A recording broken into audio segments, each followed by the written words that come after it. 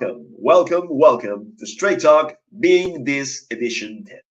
Today, we'll be discussing about Tucker Carlson's interview and the possibility of the United States Civil War. Texas, the lonely star against the Union. Right now, at Straight Talk. Thank you for joining.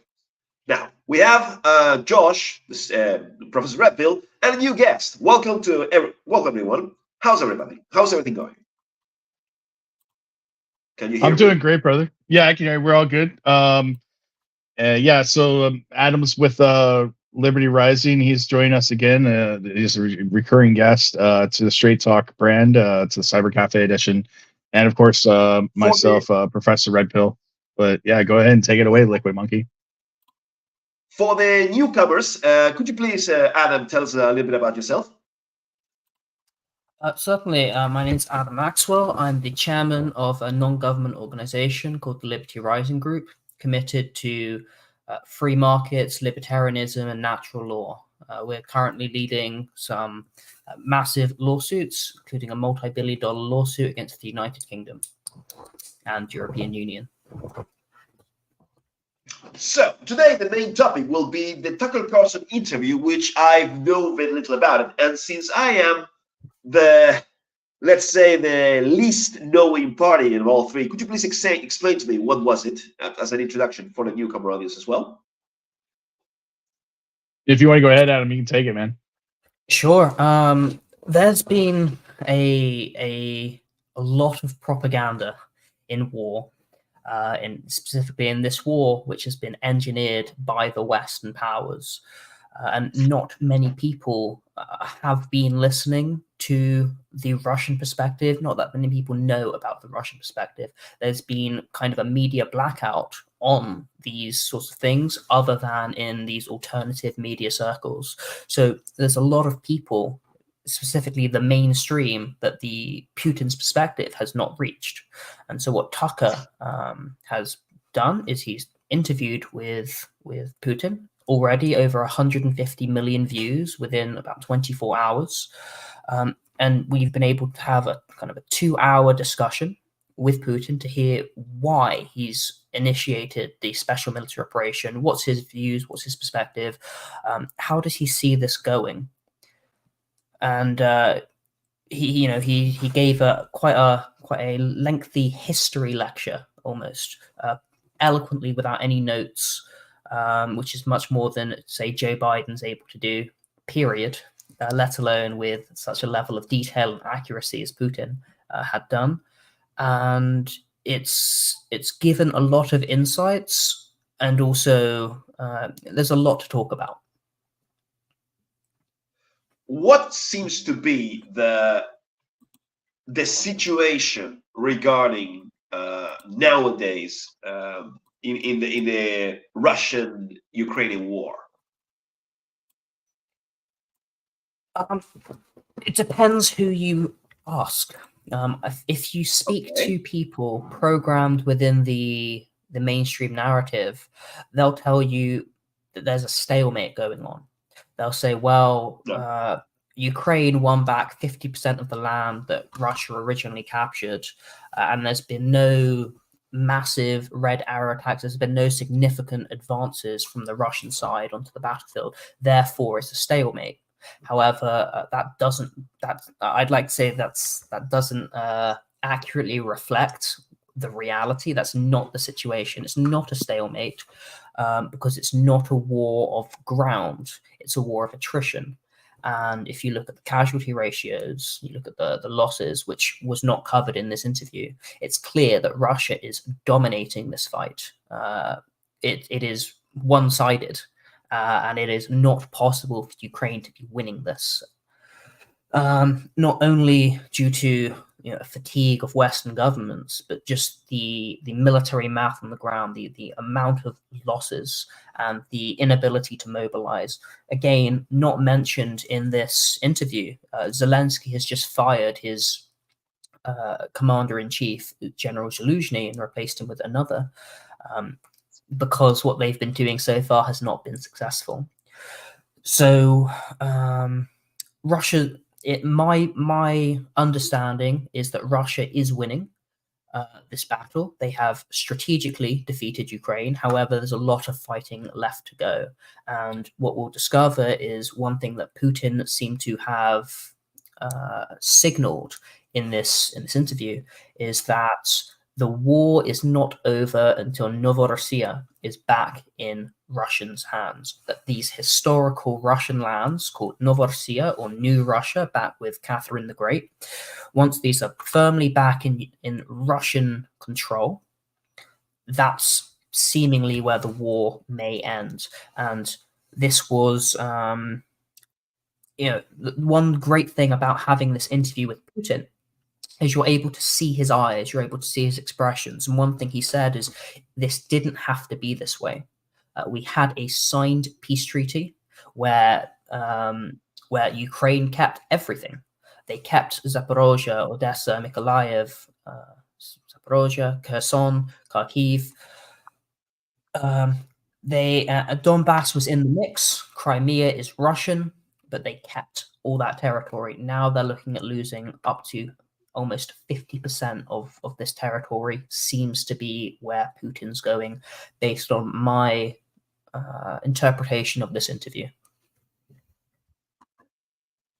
You just mentioned the situation regarding there's still a lot of fighting, but now it seems that Ukraine's energy is nearly depleted.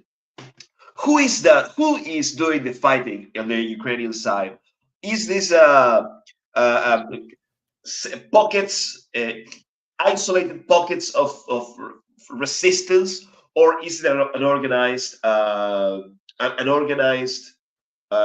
response from the Ukrainian army? And also, I was under the impression, according to Gonzalo Lira's perspective, that Zelensky was nothing but a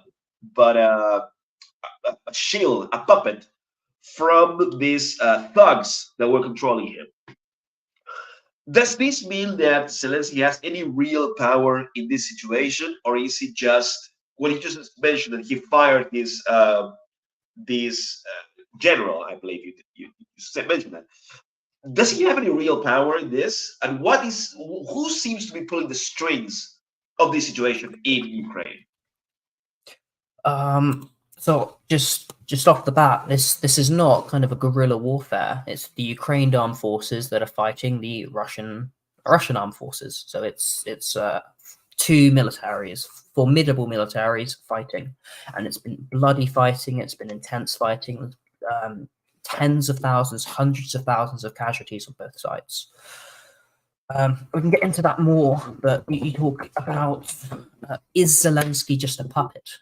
And the answer is, well, Zelensky, he's a comedian, he's an actor, and he has a script and he plays the part. But he is also the president of Ukraine, and he does have the power. However, it has taken him over a week to fire Zaluzhny, and they've not been getting along for quite some time before that due to different opinions on how to fight the battle. So Zelensky's seemingly been prioritizing political perspectives, whereas Zaluzhny's been arguing for what I think is a better military operation, meaning from reports I've heard, Zaluzhny says, let's move out of Bakhmut, and Zelensky says, no, we have to keep holding, reinforce, more mobilization. Zaluzhny says, I need 500,000 new people. New people mobilized into the army. Zelensky says, we can't do 500,000. How about 200, 300,000? So there's these kind of issues that have resulted, as well as kind of political ambitions, perhaps, of Zaluzhny and insubordination when he was requested to step down, that made his position untenable. So he's been replaced with a lackey of Zelensky. However, originally, when Zelensky asked Zaluzhny to step down, he said no. When you have the civilian leadership, the president, say to the military leader, step down, and he says no, and he has the full support of the Ukrainian armed forces, that's a coup. That's very dangerous. So what happens? Victoria Nuland flies into Kiev, and she sits down with Zelensky and Zaluzhny, and she dictates what's going to happen. She says, Zaluzhny, you're going to sit down because there's no way in hell that Washington is going to support Zaluzhny. We're in with Zelensky. You're going to step down. You're going to be in another position. Zelensky's going to replace you. That's what's going to happen. So Victoria Nuland flies in, resolves the situation by dictating how it's going to play out. So when you talk about is Zelensky just a puppet? He is certainly an actor playing a script. He is not, and Ukraine is not an independent nation. They are beholden, controlled, and by the Washington, by the USA, Washington, by the CIA. Does he have any real power? In theory, yes. Zelensky is the president. He's passed laws. He's passed a law saying we shall not have a dialogue with the Russian Federation, with Putin. That can be repealed.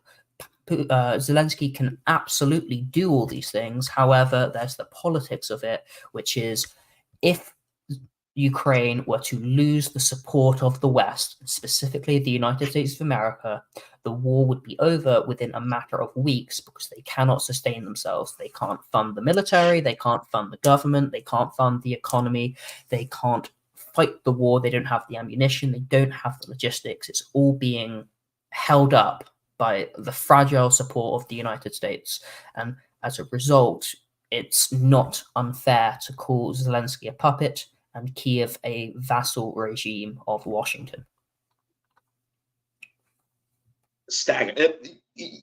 I just hear that when you mentioned that Lushinsky was his name, right? Zaluzhny, the command. Zaluzhny. Yeah. He asked for 500,000 men, and you just mentioned that Zelensky said, I can give you 200,000, 300,000 men. It's still, to my perspective, it's a staggering number of human capital to be sent to the slaughterhouse. My question is, does actually Ukraine still retain that capability, or is it just numbers in the air? You see videos every day of Ukrainian recruiters, right? Thugs, kidnappers, who have paid for the position to go around kidnapping. I saw one today where they went to someone's house. So they pulled up their van in front of the house, dragged him out the house, 3 men, shoved him in the van. He's kicking, screaming, fighting, shoved him in the van, off to the front lines. It is not... It is an astonishing amount of casualties, of dead, of manpower that's been wasted on a war that had a signed peace agreement 18 months, almost 2 years ago. Right? Within a month, just over a month of when it started, there's a signed peace agreement that Boris Johnson flies into Kiev April 2022 and says, you cannot we do not support this peace agreement. You have to fight Russia. And so all these people are dead as a result of Boris Johnson and Volodymyr Zelensky, who signed this agreement preliminarily. And then as soon as the Russian forces backed out of surrounding Kiev, reneged on that agreement, like all the other Russian attempts at peace of this situation. So do they have the manpower? Perhaps. Right? We don't know exactly who's in Kiev, but they're looking at. I read a report that says all Ukrainian boys from the age of 16 plus have to register for the military registrar. Right. It's not saying that they're necessarily being drafted yet, but as soon as they turn 18, perhaps they're off to war. Perhaps I speak to some Ukrainians. They say, "No, I can go to college. I can finish high school." We're not too sure. They don't have the manpower to beat Russia. It to me seems like a tragic and futile effort. Russia has millions of men, not at the ready, but in capacity that they're able to mobilize should they need to, and Ukraine will be struggling to raise hundreds of thousands of men. And my understanding is they've lost. When this war started, Ukraine had more troops in the theater than Russia. That's no longer the case. There's now a parity, and the Russian army is continuing to grow. not with desperate individuals who have been literally kidnapped by the army and sent off to the war.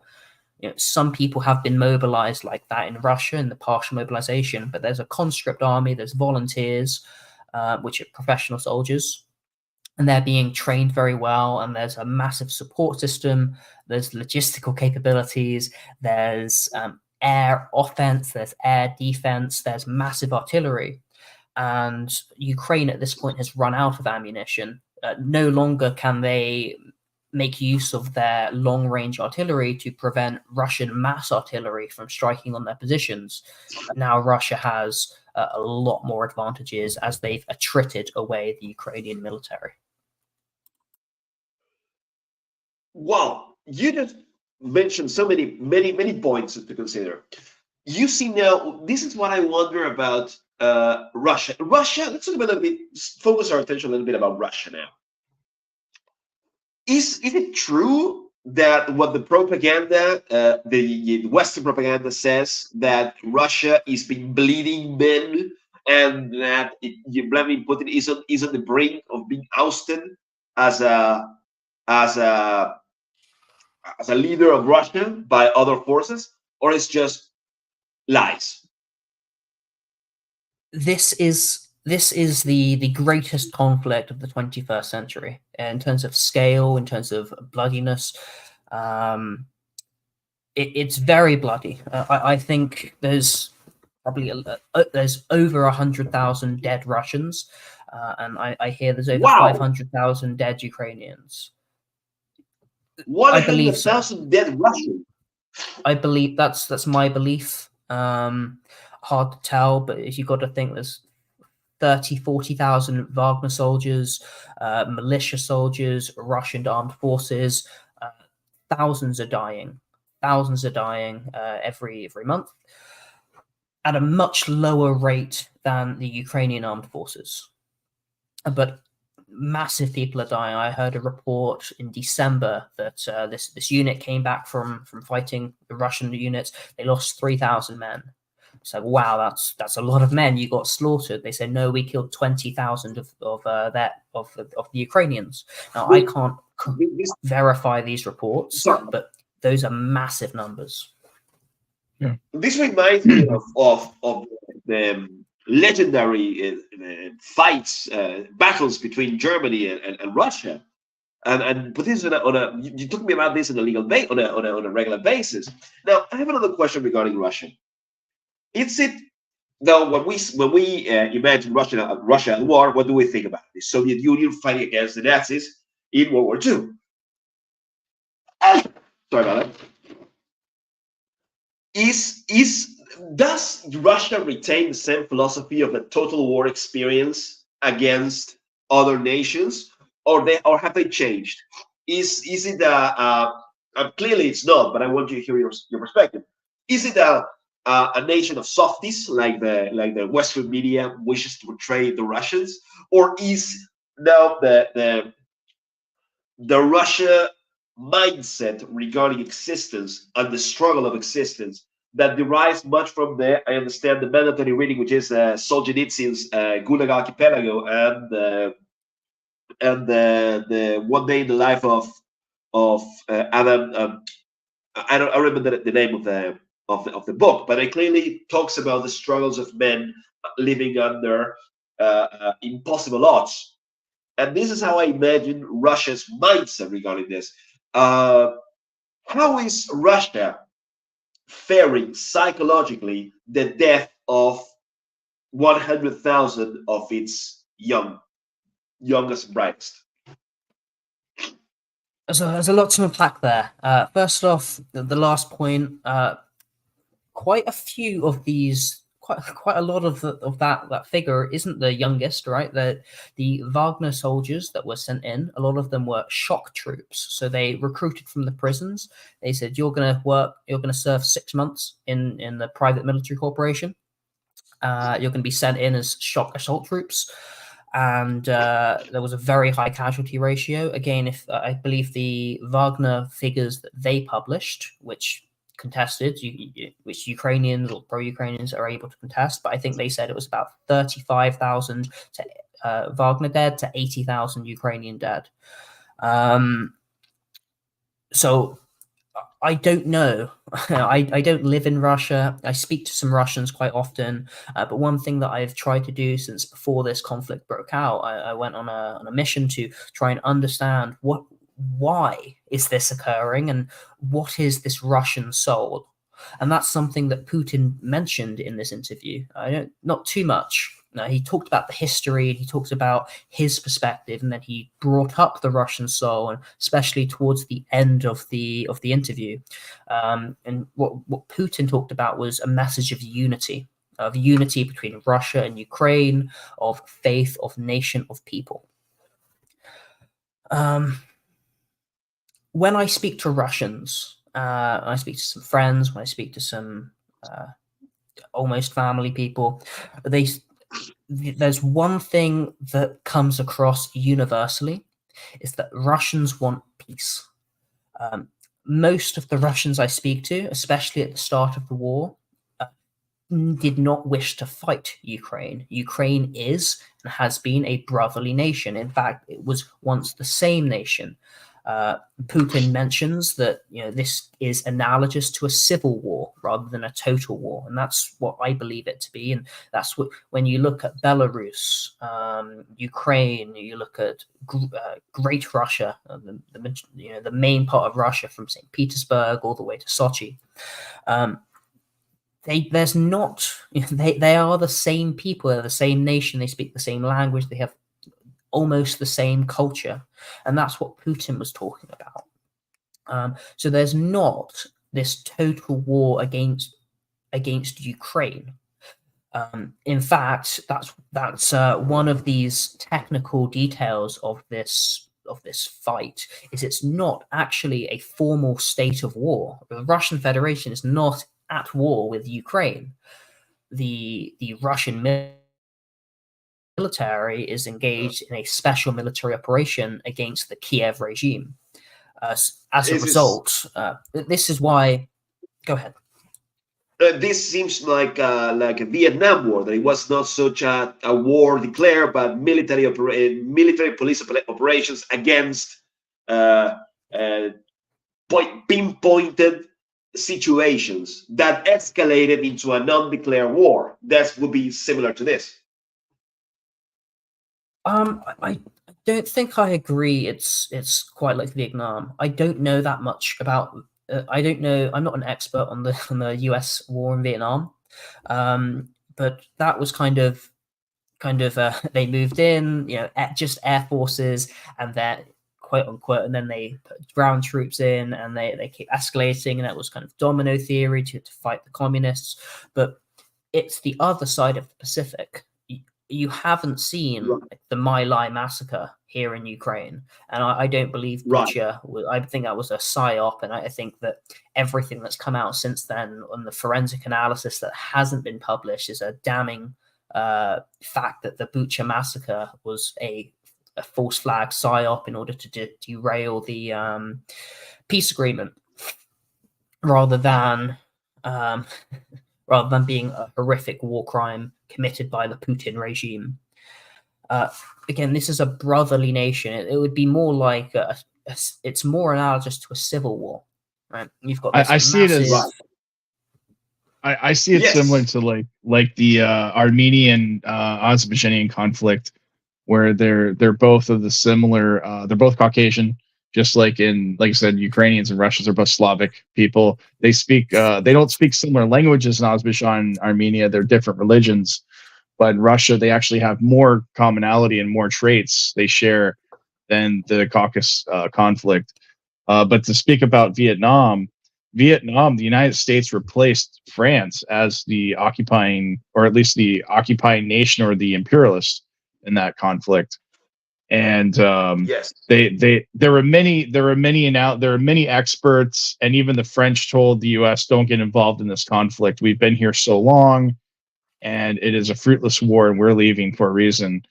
And sure enough, America took it over, and we saw the result. It's the same thing like Afghanistan. Afghanistan is what they call an empire graveyard, and so many different empires have tried to defeat it and try to conquer Central Asia and have failed. every time. So Okay. I Yes. really enjoy what you talk about there about the imperial power, because that's a major difference in this war. You can argue that Moscow is the imperial power, and there's merits to this, and we can talk about the oppression and all the negative negative of rule by Moscow. But ultimately, when you look at the facts, and you're not you can, even as an anti-Russian individual, if you look at the facts, Russia has pushed for peace, and Russia has pushed for peace, and Russia has done what they've said they're going to do. And since the fall of the Soviet Union, the United States has been the provocateur, has provoked. They've lied, they've misled, they've been acting in bad faith, with the express desire to attack, hurt, and ultimately destroy Russia, who they perceive as a threat. And this is what Putin talks about. And this is, again, when you talk to Russians, you talk to Belarusians, you talk to anyone in this part of the world, they don't want this war. In 2008, William Burns, the ambassador at the time to Moscow, and I believe former CIA director, published a letter, not a letter, it's something called "Niet means Niet," which no means no, and it kind of laid out the red lines for Russia, for Moscow, and it said you cannot have Ukraine into NATO. A month, 2 months later, in the months later, was the Bucharest summit, where NATO extended invitations to both Ukraine and Georgia to join NATO. And that resulted in the Georgian conflict, the Georgian war that year, if I believe, and led up to the events about the 2014 Euromaidan conflict.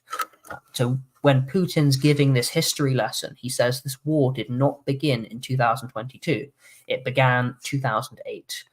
It then escalated 2014, and it began with William Burns issuing that infamous "Niet means Niet," and the United States intentionally, knowing this was going to be the outcome, violating that to provoke and initiate this conflict. Yeah, I mean, for the most part, like everything that you've discussed and everything from the interview that Putin had said is very accurate. It's unbelievably accurate, and it's well researched, and he was well spoken. I didn't get that far into the interview, but I was, I understand the history because I'm an expert in the Black Sea region, especially in the Caucasus. Because I teach at university in the area, and the 2008 A Study in Conflict. It was an interesting case study because. From the Georgian side, they believed that Ossetia was part of Georgia proper, the nation state, and they wanted to separate. And it was kind of becoming an autonomous zone at that point. And from what I understand, Saakashvili decided to send troops into Ossetia unprovoked, and that's what instigated the conflict. Obviously, Medvedev, he was president at the time, he responded, and his response was. For lack of better words, quite swift. So the war lasted about a week at most. It was some speculate 3 days when the Georgians accepted defeat. And if you recall, Saakashvili was eating his tie. He was so worried of what would happen because it's such a small country. And like I said, Georgia doesn't have a offensive military, or they don't even have an air force. They barely even have a navy. It's more of like a coast guard. Their military is a defense force. And it's not well equipped to take on such a massive army of Russia, let alone like Ukraine's ability, as they outnumbered the original military intervention there. It was a bloodbath. It was a slaughter, and I know officers that were in that conflict, and they had said that it was so bad. People were literally Georgians were literally running from the front lines, throwing their weapons down, and it was that bad. Like they just were outnumbered and outgunned. And like I said, the president of France at the time negotiated a peace deal and there's a ceasefire agreement that's still in place today. And the spoils of war was leveled, and Ossetia was lost to what happened. It was annexed by Russia. Now the situation now is Georgia is now trading with Russia, so I believe it's their third largest trading partner, or maybe even their second at this point. So obviously that conflict has been mended, and there still is some bad blood, but it's been put under the rug because of progress and innovation and trade. So that's why you saw that Georgia was neutral in this conflict, even though half the population supports Ukraine. Most people support peace, and they support trade and free trade amongst the region, because it's going to benefit Caucasus and it's going to benefit Georgians ultimately. And this is one of the things that Putin discussed in the interview. Tucker said, are the concerns of Poland or Lithuania that Russia's going to invade and imperialize and subjugate these nations, is that imaginary, or is that a legitimate concern? And Putin says, why would we want to invade Poland and the Baltic states? It's completely out of the question. It goes against common sense. We don't have goals for more territory. It would be ridiculous to engage in a global war. It would be bad for humanity. He goes on to say how this imaginary boogeyman is just a kind of a psychological operation to extort more money from US taxpayers. The Soviets tried imperialism. They tried violent subjugation and military force, and it didn't work. Today, what works the best is mutual trade, cooperation, diplomacy, and business. There's enough problems in the world that just to get along with good business, peace, without sparking the nuclear holocaust and the end of the world. I think that's what most people want, except for seemingly the governments of Washington, London, Berlin, Paris, and that's I come from the West, but I grew up in London. That's kind of what's so evident in this conflict is the malice of these governments that have come out in bombshell reports about how they've engineered, designed, set up, orchestrated this conflict. That every attempt at peace, sincere by the Russians, all the way back in 2000 to 2004. I think Putin said 2000. I don't think he gave a date. He said he asked Bush if Russia's able to join NATO, and and although the president, go ahead. I believe they asked Clinton at one time as well. See, the thing is Clinton. He asked but many times. Different administrations that came in, he had asked the question many times, I believe. The answer has always been a definitive and hard no. Well, interestingly, that president in 2000, it was Bill Clinton. He said, "Yeah, I don't see why not. Let me go and ask my handlers." And he came back that next evening and said, "No, it's not possible for Russia to join NATO. It's not possible for us to have a kind of mutual security cooperation." Why not? Because they need this boogeyman. Well, I'm sorry. They need exactly. The reality is at the end of the day, NATO is a trade organization for military trade, although it's a defense organization. Most of the weapons that were sent to Ukraine were surplus weapons that were basically replaced with American weapons later on. It was a big grift. It still is a big grift. And a lot of the promised equipment that's supposed to be in Taiwan right now in Saudi Arabia hasn't been delivered because that stuff is being promised to Europe, to the NATO allies. And it's a really big situation it's like, I call it a shit sandwich that we all have to take a bite out of because of all the different things that they have done, and it's all about money at the end of the day. I mean, that's what it is, military-industrial complex. This was the thing that I was most disappointed about with Putin's performance in this interview. I think it was a great interview, but when he was asked questions like, who is really in control of the United States, he said, it's not for me to comment. Who can know? I asked the president. The president said yes. Those who really run the United States said no. And again, when Putin went up to the president at the time and said, your CIA are infiltrating, subverting Chechnya and arming and subverting and supporting the separatists, and the president said, no, we're not, and he gave him proof. He said, I believe this was Clinton. He said, I'll go kick their asses. And then eventually the CIA say, that's just our job. We're not going to stop doing this. So it is all a big grift. Democracy is just a grift, especially out in the West. It's all a grift. It's all statist bullshit. Power, a regime of manufactured consent, a delusion, an illusion to pull the walls over the public. And as Putin says, quote, extort money from the taxpayers. So slave class, and they're taking that wealth and transferring it through that, to them, especially through their donors and through the military industrial complex.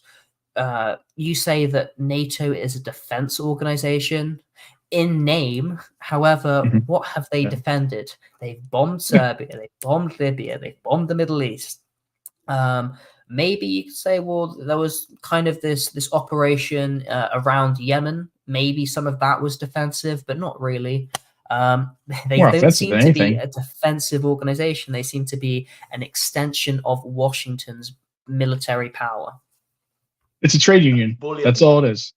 It's a trade union. That's how I see it. The reality is I've talked about this in the Telegram channel for many years now. And it's not necessarily, it's kind of my original idea, but it's all stemmed from my academic background, other professors, Noam Chomsky, different people that have commented on it over the past. These wars are an extension of the energy wars from the Bush administration. So if you look at the pipelines in Georgia from Azerbaijan into Turkey, you look at the pipelines that they were planning to build into Turkey from Israel, Egypt, all of these different countries, it's all an extension of the energy wars. And that's part of the military industrial complex, because the military, the special interests in America and the military contractors are aiming for these contracts like Halliburton during the Iraq conflict and Afghanistan conflict, and then now with Raytheon and Boeing and all the rest for the defense contracts for the military equipment that we're seeing now in these global conflicts. But more importantly, there's oil in Ukraine. The special interests want access to that oil. It's all in Donbass. It's in the Azov Sea, the gas and oil. There were planned pipelines to go through the Crimea Peninsula. There were planned pipelines to go from eastern Donbass into Western Europe, and that was part of the whole. What was it? Was it the pipeline? I'm sorry, throwing a blank here. The Russian pipeline into Germany. Was it called Nord Stream? Nord Stream 2. There's Nord Stream 2. There's also Druzhba, and there's another pipeline running through Ukraine. And the reality is I work in the oil industry. I've worked in the oil industry. I'm not working anymore. But the whole purpose was to build these pipelines, was to basically bypass Russia and Russian LNG, and it's all subversion. It's all subversion, and it's all this stuff is planned out 10 years ahead of time. That's how the U.S. government works. You have to go through committees, subcommittees, and appropriations, and Congress. Sometimes they meet in secret, sometimes it's in the open, but nonetheless, this stuff has been planned 10, 20 years ahead of time. And we're seeing the reactions and those plans that were put in motion 10 years ago from previous administrations. So each administration that go ahead. Yeah, I have a disagreement with you. We consistently have this disagreement. You talk about energy and talk about resources. I talk about more fundamentals, that the energy resources kind of secondary or derived. They're important, they're considerations, but not the it is secondary. It is secondary. The primary is military industrial complex, yes. Secondary is energy. So when I look at the Minsk Accords, and especially when I look at this signed peace agreement that was signed April 2022, Putin left Kharkiv, Zaporozhye, Mykolaiv, Odessa. He even left the Donbass as especially in the Minsk Accords, the Donbass was to remain Ukrainian but given autonomy. But, Yes. but Ukraine had rejected this, refused to implement it, spurred on by Washington, CIA, etc. This peace agreement, I think the Donbass was up in the air, probably going to shift to Russia. However, not definitively. It depends. There was seems that it could have remained as an autonomous region there.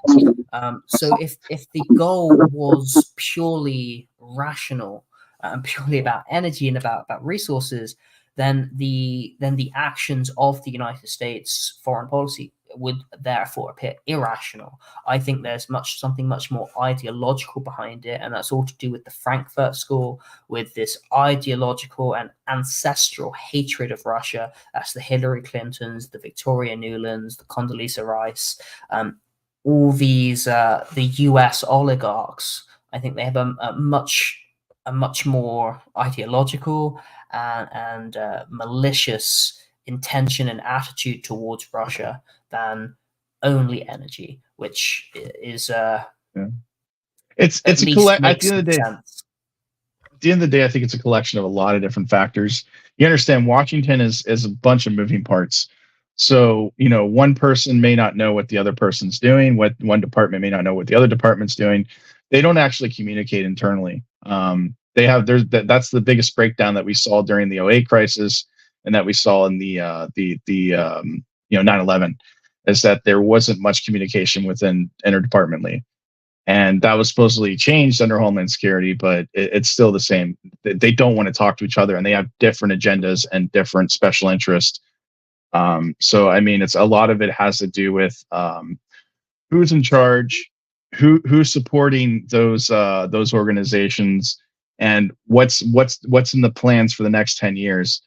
If you look at the current plans that they put up with defense, the recent defense like talk or whatever or planning, they were talking about hypersonic missiles, enacting draft. Iran was discussed, and then they were also discussing about the Arctic oil, and this is what they're planning in the next 10 years. And then AI as well was also discussed. So these are things that we will see in the next decade, if America is still around as an empire, as powerful as it once was during the 90s. But these are things to really look at, for trends in the future of what future trends are going to partake with energy, with military industrial complex, and with special interest and geographical changes as well, and alliances. Which brings the new subject. I mean, what seems to be going on with Texas and the rest of the union?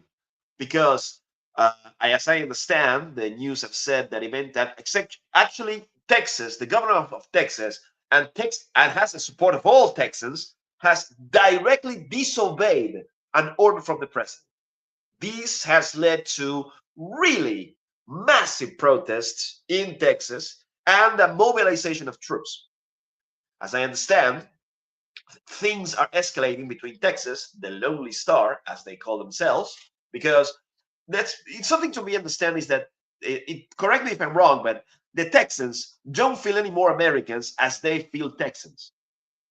Yeah, Texas first, true? America second. Texas first, America second. You enter any part that you enter in the great state of Texas, it says it right on the sign when you enter.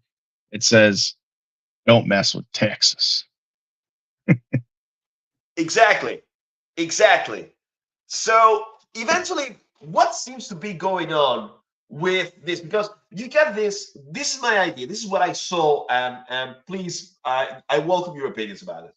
A senile man. Before we get into that, I just want to know, did you want to add anything, Adam, about we're going to segue probably into Texas now, so like anything else you want to add with the Russia Ukraine, or well, specifically at Putin's interview, just he would like he Tucker Carlson. I don't think he was prepared or really aware of the importance of the history. So he kept kind of interrupting Putin and saying, "Well, is this relevant? What's the point of this?" But Putin was clearly, in order to understand this conflict, you need to understand the history of the region. So he brought in the history. He gave a solid 20-25 minute lecture, no notes, off cuff, with an encyclopedic knowledge of the area, and that's kind of what led up to the war. He then talks about neo-Nazism, which is which is important, and we've not touched on. That's fine. And then he kind of was able to explain eloquently Russia's positioning. Why is Russia ahead in hypersonics? Why is Russia behaving as it is? What the United States is doing that's so foolish in regard to weaponizing the United States dollar, which has weakened their political power, accelerating the decline of the United States empire. In spite of these sanctions, these unprecedented sanctions, Russia is the most sanctioned country in the world by a long shot. And in spite of these, it's become the number one economy in Europe, surpassing Germany, which is being deindustrialized as we speak. Again, my analysis of this interview with Putin is I found it a bit frustrating that he would provide excellent kind of groundwork like that, but then he would refuse to kind of give up the juicy details, the more esoteric details that the president of the Russian Federation may be able to provide. He refuses to divulge. When Tucker asks he asks directly, who actually runs the United States of America? And he says, well, hell knows, I can't understand it myself. I think he knows who runs the United States. I think he can identify the oligarchs. I think he can identify the ideologies behind it. And I think that would be very interesting to hear. But at the end of the day, Putin is a politician. He's diplomatic. He's diplomatic, yes, but he's also a member of this oligarch class in Russia, embedded in a lot of these systems as well. And I'm sure there's a lot of overlap there. So there's reasons that he is a phenomenal statesman. I think probably the best statesman of our generation in the world right now. And for all the faults and flaws we're able to point out with Russia, I think their foreign policy is incredible. Okay. Anything you want to add, Liquid Monkey, before we go to Texas? Yes, I'd like to add something. Just one question regarding hypersonic missiles. Are they as dangerous as they seem? Because as I understand this, if United States, regarding the second to nuclear weapons, to strategic nuclear weapons, as I understand, hypersonic missiles in the presence, operational hypersonic missiles in now the power and the possession of Russia have the capability of sinking one single hypersonic missile, which is so fast that it's actually undetectable by radars, and is so powerful that it can destroy an aircraft carrier. One of the vector of power in the United States, which is bringing democracy and liberty via a massive cargo of modern warfare into your doorsteps of your nations, can be destroyed by Russia. Is that true? Yeah, for the most part, the hypersonic missile. If I'll just put my point, and then you can follow up, Adam. For the most part, hypersonic missiles is basically the nuclear weapon of the World War III war. Just like the nuclear weapon was the pinnacle of World War II, and then World War I was basically going from coal to petrol, basically, right? Like petrol powered vehicles, and then modernization in the military. So this is just the innovation and the new innovation in the military, I think. And the thing is everybody has them now. So just like after post World War II, Soviet Union and everybody quickly started having nuclear weapons, so it didn't really matter. It was a stalemate. And that's the same thing with the hypersonic missiles, is that America had them and they had the edge, but everybody quickly developed them. And then, I think even Iran is now in development of some sort of program. I don't think that the United States has a functional hypersonic missile system, offensive weapon system. I don't believe they have hypersonic aircraft. I know that. Aircraft, yes, but not missiles. And it matters because, I guess. So you ask, are hypersonic missiles that dangerous? Yes. I don't know. Oh, yeah, they are. Of course. Yeah. I don't know if they can't be detected by radar, but they can't be shot down by air defense systems. No, not simple air defense. No, lasers, maybe satellites, things that can track them in real time. But that's it. This is stuff that's above our pay grade, and we're just podcasts. You know what I mean? Like, this is stuff that is. This is what I understand. I understand that the physics of a hypersonic missiles make it so dangerous that it doesn't need to have an explosive cargo, an explosive payload, because it's just so fast that somehow physics warp and they just destroy on a massive scale. I mean, the impact creates an explosion. Just the impact creates an explosion. There was a program in the United States where they were using rods. There was a weapons designer that was developing rods that could be sent from satellites, and that just the impact from those steel rods, would create devastation of grand magnitudes. And I think that program got scrapped, but you can look it up. It's about hypervelocity rod bundles in one of the Call of Duties. It was called God Rods of God. Right. Yeah. The Call of Duty probably put it in their the video game, but I mean, it originally was an actual. It was a funded program. It was conceived during the Cold War, and I think early 2000s, 2003, 2004. It was explored by the Air Force, the U.S. Air Force. A system described in the 2003 United Air Force report called hypervelocity rod bundles. With impact speeds of Mach 10, but they would be very heavy. My understanding is that, which is what gives the explosion is it's called impulse. When you have such a massive momentum, which is force times mass, you drop them from space, you've got a massive mass, massive force, big impulse. My understanding is that the Kinjal hypersonic missiles from Russia do have explosive warheads on them, because you don't need to be as heavy if you've got the explosive material right there, but they can go in, they can blow things up, they can't be stopped. They are more expensive. So you talk about the nuclear weapons of World War III, and I do like that. However, nuclear weapons were a kind of, you can't use them, you shouldn't use them, whereas hypersonic missiles are absolutely usable and deployable, and have and are being deployed. And it does represent this existential threat to US aircraft carriers that could be hit all the way kind of around anywhere east of Cyprus. I believe Russia would be able to target those with hypersonic missiles should there be a World War III environment like that. I think that also, another important military technology is the drone warfare and autonomous vehicles and FPV drones. I think these plus hypersonic missiles is going to be the future of warfare. Hopefully not World War III, but I don't think we've ever been so close.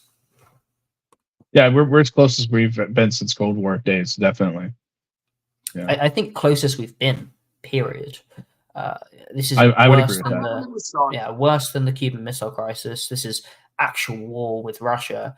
Not just... Well, we have nuclear powers at war with each other. I mean, that's shit. I mean, Iran now is getting involved, and they believe to have nuclear weapons. North Korea, India and Pakistan.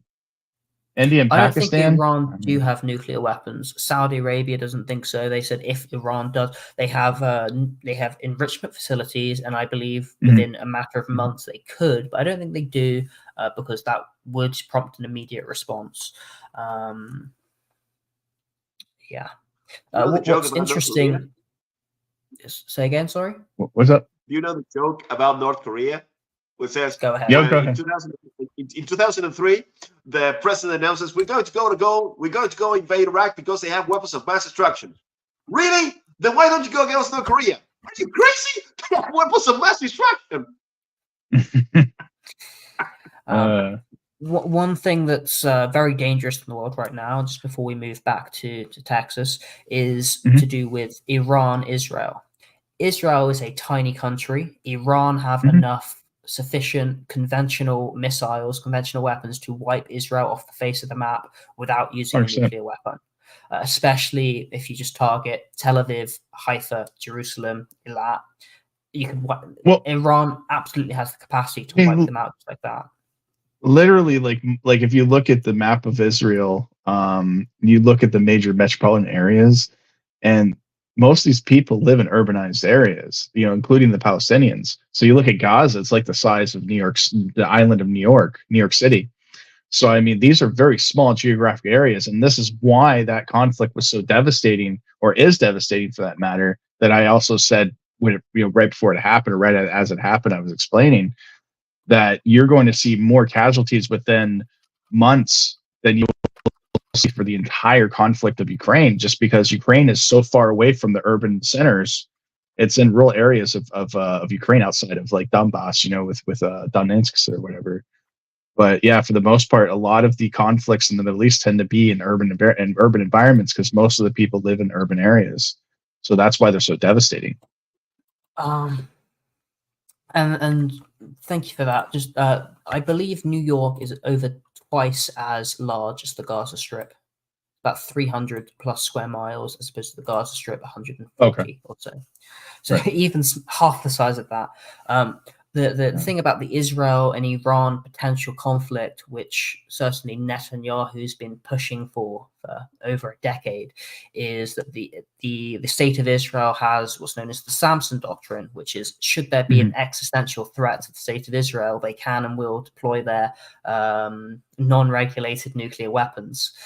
So in the event that there is a war between Iran and Iran possesses the conventional forces to wipe Israel off the face of the map, Israel would then, per their doctrine, Samson Doctrine, could deploy preemptive nuclear weapons against Iran, which would trigger everyone shooting nuclear weapons, and that may be the end of the world. So not only do we have the United States fighting Russia, but we've now got Israel in open conflict with Gaza and the prospect of a regional war breaking out.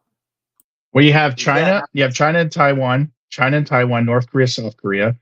You have Pakistan, India, and it's, like I said, Saudi Arabia and Iran don't like each other either. I've been there many years, and they have war chants. Like they have actual songs in Saudi Arabia of like killing Iranians and like defeating them, and it's like this is stuff that they've been learning as like little kids. You know what I mean? The hatred is that deep, and it's sad because.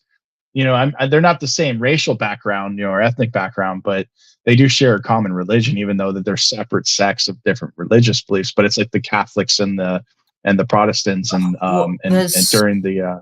Go ahead. I'm not an expert on Shia Sunni, but my understanding is the Iranian, I think the Iranian sect of Islam. The Shia is that they feel aggrieved by the Sunni, and that there's the theology is that they will fight against them at one point and better them, and they fought each other before. They did fight each other before, and the thing is the Saudis are a particular sect of Sunni, so they are what's known as a Wahhabist, which is a very conservative and even more, I wouldn't say radical, but it is what it is. But they're a very unique sect of Islam, and it's a very small minority of Islam in the world, apparently. Okay. Sorry, go ahead, like monkey. We've been talking and talking. You haven't had any input. Anthony's cutting in and out, so Don't worry about it. Anyway, I think it was. I think what we'd really like to go to delve into the. I think the conflict. I mean, as you understand, they say this in the Warhammer fantasy lore. It says that every from time to time, Korn, the god of the harvest, wakes up and demands tribute. For some reason, it happens that sometime from time to time, the world itself go bonkers. I mean, we have now the Russia-Ukrainian conflict. You have now the Texas the Union conflict.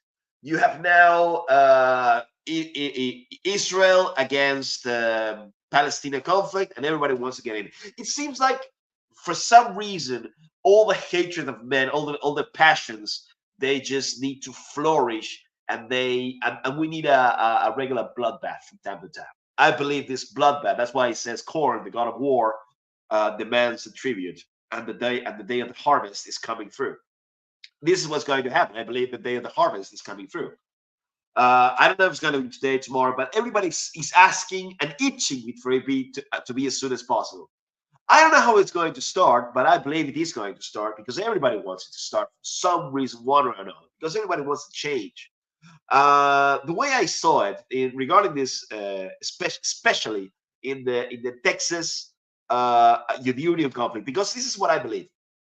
I believe many down-to-earth governors and politicians who are into the rank and file of many states of the union are sick and tired of the federal policies of Washington D.C.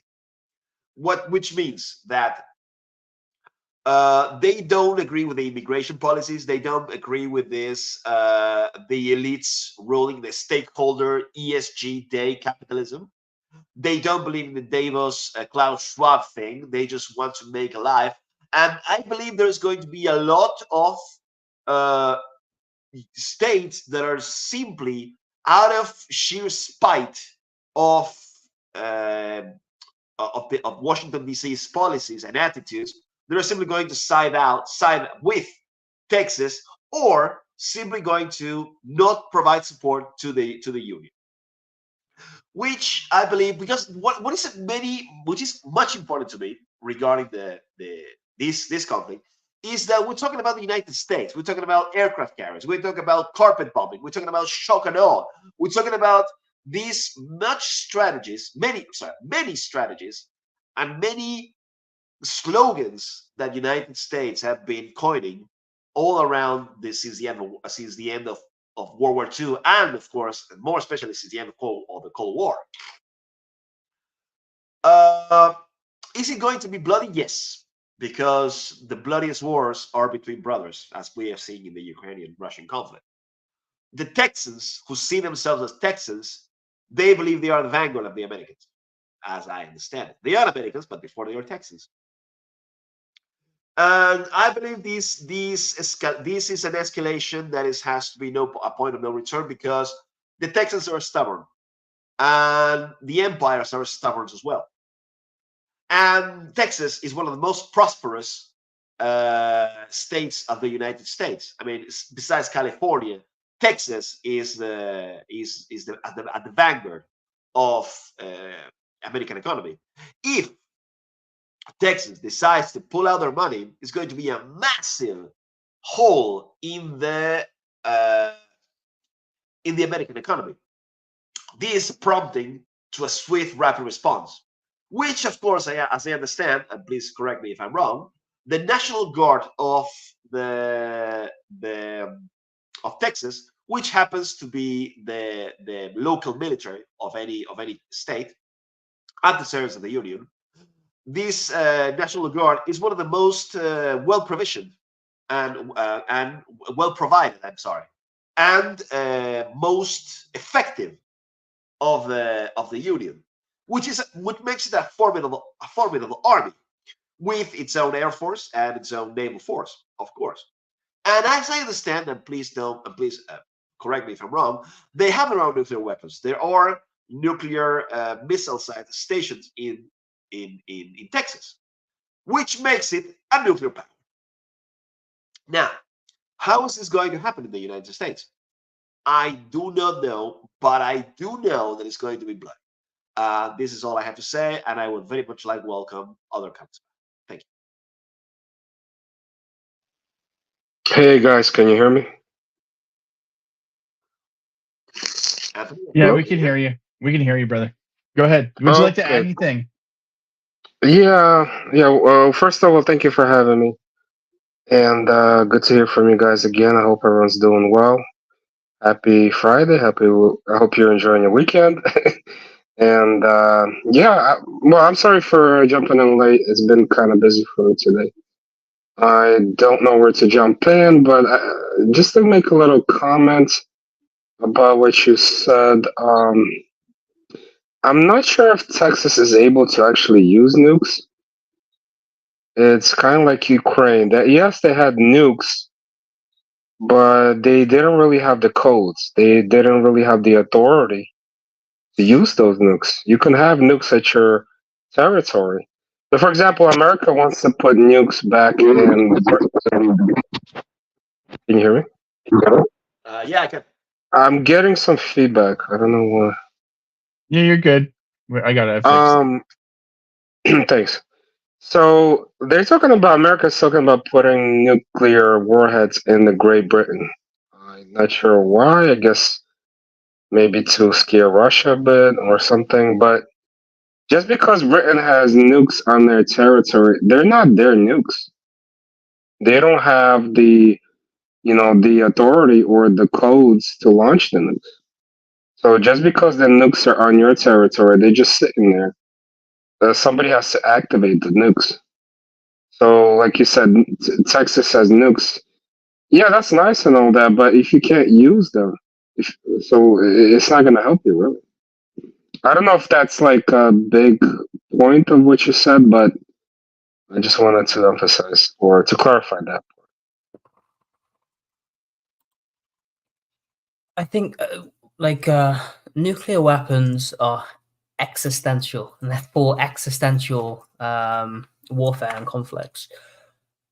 We've seen nuclear weapons being used twice in Hiroshima and Nagasaki, and not again. It's a Rubicon that we don't ever want to cross. Ideally, it's certainly not. Wars have been fought since World War II. Conflicts all over the world. No nuclear weapon, thankfully, has been used in any of those, other than the testing for the Cold War. Say, certainly the conflict North Korea South Korea is spicy, we'll say, regarding nuclear weapons. But what you see is that the majority of war is infantry. And then you've got the additional technology of drones and Air Force, Navy, if it's going to be very far away. But if it's next to each other, it's infantry and drone warfare, and how many missiles do you have and artillery spare to fight like that? So I don't think the nuclear issue, if Texas were to secede, which I don't think is happening right now. If there's a very popular video that's been going around where Eagle Pass, and you drive half a mile down, and there's an unguarded open border crossing. So you say, well, what's going on there? It's politics, it's theater, it's not serious. Nothing ever happens, and so you're talking about nuclear weapons. I don't think that's fundamental. I don't think that's a sticking point to if there's going to be a conflict. It's not going to be with nukes. It's going to be between the National Guard, etc. Yeah, I agree, Adam. I think it's nukes are basically a deterrent. That's why most of the major powers have nukes, saying like, okay, it's mutually assured destruction. So if you nuke me, I'm gonna nuke you. So that's nobody wins, basically. But I think the biggest area of warfare in modern warfare is psychological warfare. And to tie it back to Putin's speech, one of the biggest reasons is you have to control the narrative. if you control the narrative, you control people's minds. If you control people's minds, you control their wallets. You control how they vote. You control how they look at the world, their worldview. I think that's the media war, the psychological war, all the fake news, all the mind manipulation by the CIA, and the not special forces. What do you call it? Deep state type of Talking forces. about special interest. Yeah. So basically, yeah. So I think the main war is for our minds right now. We need to, whoever they is, who control these forces, such as the media, such as your social influencers with a lot of followers. Like they're talking about Taylor Swift being like a Pentagon asset. I don't know if you guys heard about that. Yeah, because she has a lot of followers. Wouldn't She surprise me. can, yeah. Unfortunately, that's in today's world. She has a lot of followers, and she can shape how people think. A lot of music was used as a weapon by the CIA because, like Louis Armstrong and a lot of these famous musicians, they were contracted by the CIA to influence people's thoughts and mindsets through their music. If everybody hears about Scorpions' "Winds of Change," that song was used, or was supposed to be used, to influence the Soviet Union to split apart, because you want the Russians to have freedom. And if you listen to the lyrics of the song, it's all about influencing people's minds, people's perception. This is one of the biggest weapons of the United States, is the cultural war. They can control the culture war. At least they used to be able to control. And now the big freak out about Tucker is, okay, he's talking to somebody he's not supposed to talk, and he's not talking to him the way he's supposed to talk. He's supposed to challenge him. He's supposed to ridicule him, yell at him, and make Putin look stupid, or try to make him look stupid. But if he talks to him with respect, if he doesn't ask him the way he's supposed to ask him the questions, then it goes against the narrative, and they cannot control the narrative. And that's one of the biggest reasons of the freak out of the media and a lot of these, quote unquote shit libs, if you want to call them that, and yeah. They're freaking out because he's talking to the person he's not supposed to talk, and he's not asking them the questions he's supposed to ask them. Now, if everybody saw the way that Zelensky's being interviewed, it's like night and day. It's like, oh, Mr. President, what do you eat for breakfast? And how many massages do you like to get per week? That's the kind of interview they're going to give Zelensky, because our taxpayer dollars are going to fund that war. And say what you will about Russia and Putin's regime, we're not funding their government. We're funding the Ukrainian government. And this is where the problem is. The American taxpayer does not know what's going on the ground, because they're not getting both sides of the story. They're not seeing what's going on in the Donbass, with all the civilians being shelled. Our taxpayer dollars is going to kill a lot of civilians. It's not going really helping change the battlefield much, because Russia's right there, right? They have more forces, they have more capabilities in the region. So all this money is basically it's like laundromat money. It's what they call money washing, right? Or whatever they call it. Yeah. And the thing is, what I'm trying to get to is, the point is that we are not getting the full picture. The average American is not getting the full picture. We're only getting a certain sterilized narrative, the approved narrative.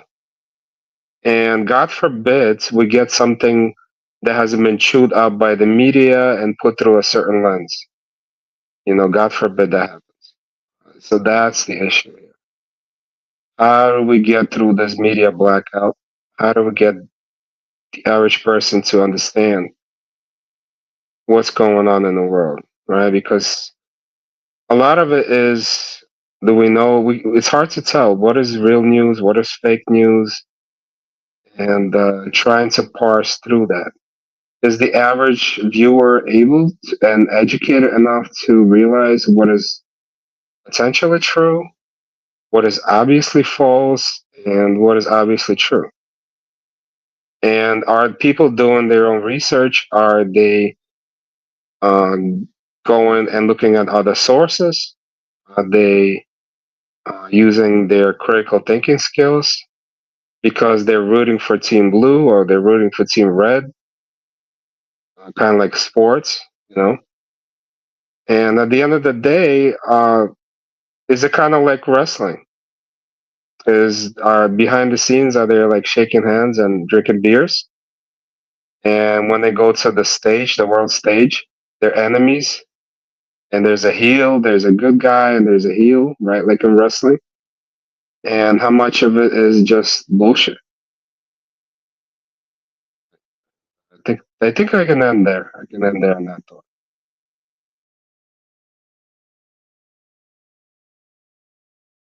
Yeah, it's really interesting. I mean, you bring up a lot of really good points regarding the current state of affairs and the economy, global politics, and what we've been discussing. Like I said, the last couple of years within the Telegram channel, as well as here on the Rumble podcast. So, yeah, it's just this is the state of affairs. I'm afraid.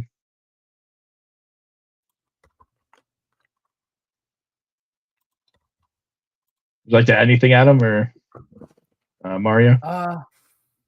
Well, I think Texas and the United States in general, and we talk about Texas first, USA second. I think that's how it's supposed to have been.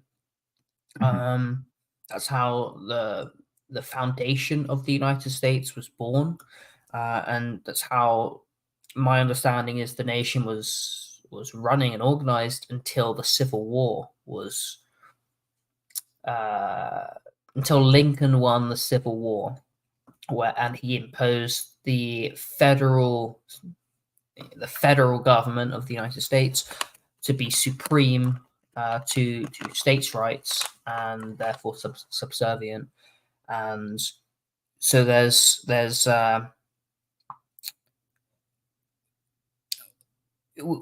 I think it's a good thing if states are able to reclaim their rights over the federal government, because I advocate for less government, more limited government, and the federal government is the United States federal government is one of the most powerful entities ever. Perhaps they are, and they are not usually a force for good. I struggle to see any good that the federal government of the United States has done. So, as Anthony said, what is it actually like behind the scenes? Are they buddy? Is it all a show? Probably. I think it's all power, show.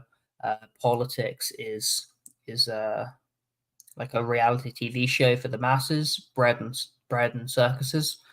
But we'll see if things actually happen. Right now, it's a lot of talk. Yeah, I mean, at the end of the day, though, do you think the West can actually? Do you think NATO or Germany or the United States can afford a major conflict with a key player like Iran or Moscow? And I think we may have discussed this before on the podcast previously. Well, as Putin says, you are $34 trillion in debt. Do you not have better things to do? Yes. Flint water in Michigan, the water in East Palestine, the chemical spills all over the US, poor infrastructure, rail, homeless, veterans, the border, the illegal immigrants. There's so many problems, just building investment. There's so many problems in the world. And it seems to me decadent, irrational, and insane that the USA, that Washington, right, the government, that Washington, that London, Berlin, Paris, it's not necessarily the people. It's because democracy isn't real. It's the oligarchs, it's the political rulers, it's those governments. It's in how they act is insane and malevolent. And I think when Trump almost went to war with Iran, the Department of Defense, the CIA, they said to him, if a Reaper drone was downed by Iran, and Trump wanted to retaliate, and they said, Mr. President, if you retaliate against Iran, it will trigger an escalatory spiral that will result in a war that we are not prepared to fight, that we are not ready to fight, and it's unlikely we will win. At the same time, Iran doesn't want to fight the United States of America because it will hurt, right? Their economic infrastructure, all the oil, these are targets. They'll be hit. There'll be a lot of damage, a lot of hurt. Iran have not been the wealthiest country in recent years, largely due to US sanctions, among other things. They want prosperity. They want peace. They want. They don't want everything that they've built and worked towards destroyed. They don't want war. Russians don't want war. China doesn't want war. It wants business to build, to prosper, to succeed. So I do not believe that war is in the interest of humanity, nor do I think it's in the interest of these states who are pushing for it. The way I see it is that there is going to come a conflict because some people will benefit from it. Now, clearly, war is not in the interest of humanity, but it also is in the interest of some of the humanity, and they'll do anything they can to promote it. This is when I see it. When what he said, like at the end of the day, is not those who are on the left or the right, it's those who are in against those who are out. You can see that in the Davos, when they go to Switzerland, they meet in Davos, and they all buddy. They all friends to each other. And I believe this has to be. I believe there is an elite, an interconnected, multinational elite of people who think they are better than us and who think that we need to be called. Of course, they all going to remain, and we all need to be, at least, if we are allowed to live, as servants of their own interest, and of course be humiliated as such. This, of course, is not the case, and many people are rebelling into it. I believe Vladimir Putin is one of them, because they give them so much headaches in it. If he is part of the elite, then I consider myself impressed and fooled. Elon Musk is the other guy, is another one of those guys who is not into that. I believe that most of the humanity is ruled not by thought but by passion, which means that it's red against blue. Because I'm red, I need to feel good, I need to destroy blue, or I need to beat blue just to feel good about myself. It's not so much about what does blue can benefit or deter me in my own development as a human being. That's why the idea is to create for the elites to create a massive form of dissatisfaction. For example, feminism is one of them. Create dissatisfied women and estranged men that they cannot relate to one another. So they crave satisfaction from things outside their own control, such as I want the political party I am represented to win. I want the nation that I'm part of to win, not me with my own achievements, with my own freedoms, because I don't have one. I don't have anything. I myself am a lesser human being because of my own lack of accomplishments, and I need to feel good about myself at something. That's why I'm going to root and cheer for others in a passionate, yes, in a passionate sense of way, not in a rational sense of way. So these pushback from lesser or second tier powers, such as governors, such as, for example, I believe the district attorney of Tennessee has filed a lawsuit against BlackRock because of ESG being these deceitful practices. This, of course, is backlash against from the little people against the bad guys, against the big guys, against the elites who think themselves they are better than us and whose allegiances we may not better tell. Just as Putin said, we don't know. Yes, we do, but we won't tell because it's taboo. You know exactly what I'm talking about. You know exactly who am I talking about. So, at the end of the day, is who is in versus who is out. And that's all I have to say. Thank you so much. Your opinions are welcome. I'm sorry, fellas. I know I joined a little late. I will listen back. I will listen to the beginning of the episode about the Putin interview, and let's see what everyone said. I just wanted to make a few quick comments, if you don't mind. Um, First of all, the biggest, most interesting thing about the interview I found is that how honest Putin was, how upfront he was, that he's been through so many US presidents and he has spoken to them on a personal level. He has made deals with them on a personal level.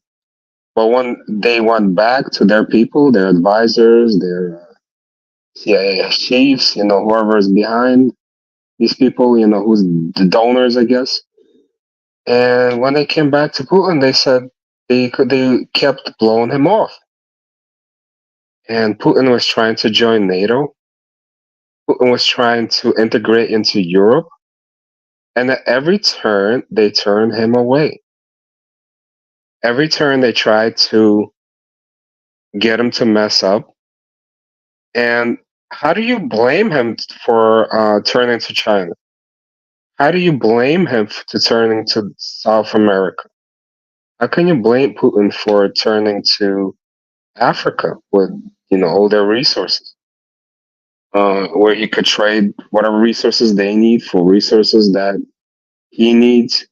Basic economics, and that kind of blew my mind. So does that pretty much says that the president doesn't even set foreign policy? That he's just like a figurehead. There's people behind the scenes, quote unquote, the deep state, whatever you may think that is, but they actually set the policy. They're whoever the donors are, they set the policy. Whichever special interests that make the weapons that they need to sell, and they need a bad guy. So there's no bad guy. Before it was the Muslims were the bad guys. There's those bad cave dwellers. We need to get them. And look how that turned out in Iraq. Look how that turned out in Afghanistan. Look how it turned out in Libya, Syria. You can't even name a single success.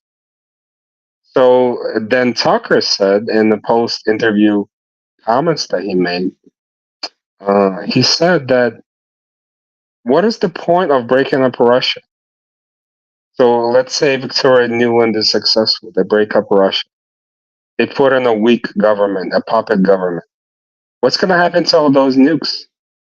How does a weak Russia, how does it help us, the United States? How does it help the world? It doesn't really. Yeah, I think that was big. That was big for me. I don't know about you fellas, but that was a big point. And now to quickly say about the most negative thing, and it's not really negative, but it's the reality. It's a long interview, and the first 10, 15 minutes, a lot of people are going to say it was boring because he went back like 400 years in Russian history, how Russia formed and how it tied to Ukraine. And he was very, very technical about it.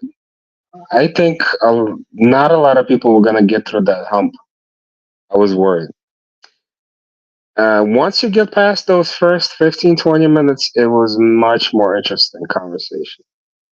Even though, to be honest, it was not the best Tucker interview for sure.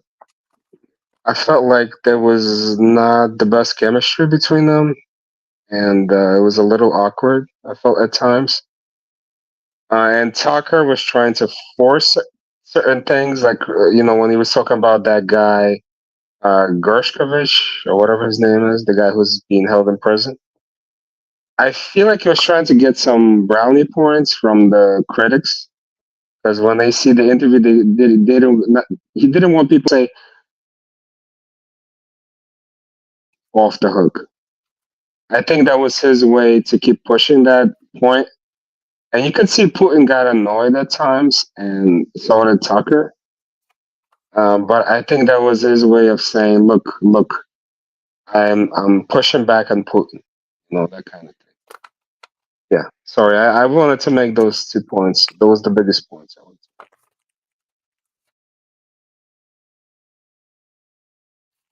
make. Do you wanna? If you're muted. No, I'm just saying. I was saying good stuff. Sorry. Yeah. We did talk about quite a bit of this, but I think what you say that the history lesson or the history lecture was quite boring. I say that's kind of the most important thing in my perspective. Why is Russia fighting Ukraine? And what he said was that the Ukrainians and the Russians have been in the past and are today a single territory with the same language, the same faith, the same economy. They were one and the same. There's a unique history to the Ukrainian part of Russia, but he talks about how what Ukraine means in Russian is the frontiers, which means they were people living on the edge of the Russian Empire and of Russia. And there was this identity that formed towards the end of the 19th century that was encouraged by the Bolsheviks. And he says, I don't really know why this occurred. And I'm sure if he had 2 hours to talk just about the history, again, this is one thing that's frustrating for me. I've listened to enough Russians with attitude to have kind of a good idea of why this occurred. They've done deep dives, so there's lots of resources here. I think rather than him saying I don't have the time, he says I'm not really too sure why Lenin did this, but he kind of put distance between Lenin and the Bolsheviks and Putin and what he's doing now today. But he set up, this is who Ukraine is, and this is the casus belli. Here's why, particularly the left bank of the Dnipro, which is the eastern side, is historically and presently Russian territory. Here is why these territories have been an artificial construction of the modern state of Ukraine. Here's what, and then when he talks about here's what we've done in order to result in peace, and the Ukrainians and the West have made sure that's not been achievable. It all kind of leads up to the fact that Russia, it can no longer allow these Russian territories to be not under the control of Russia. So I think it signals and frames very well that the Russian mentality and the Russian worldview for this war is that it's not going to end until those historic territories of the Russian Empire, of the Russians that have ethnic Russians that speak Russian, that identify as Russian, the war will not end until those return to Russia. And that's Odessa, that's Kharkiv, that's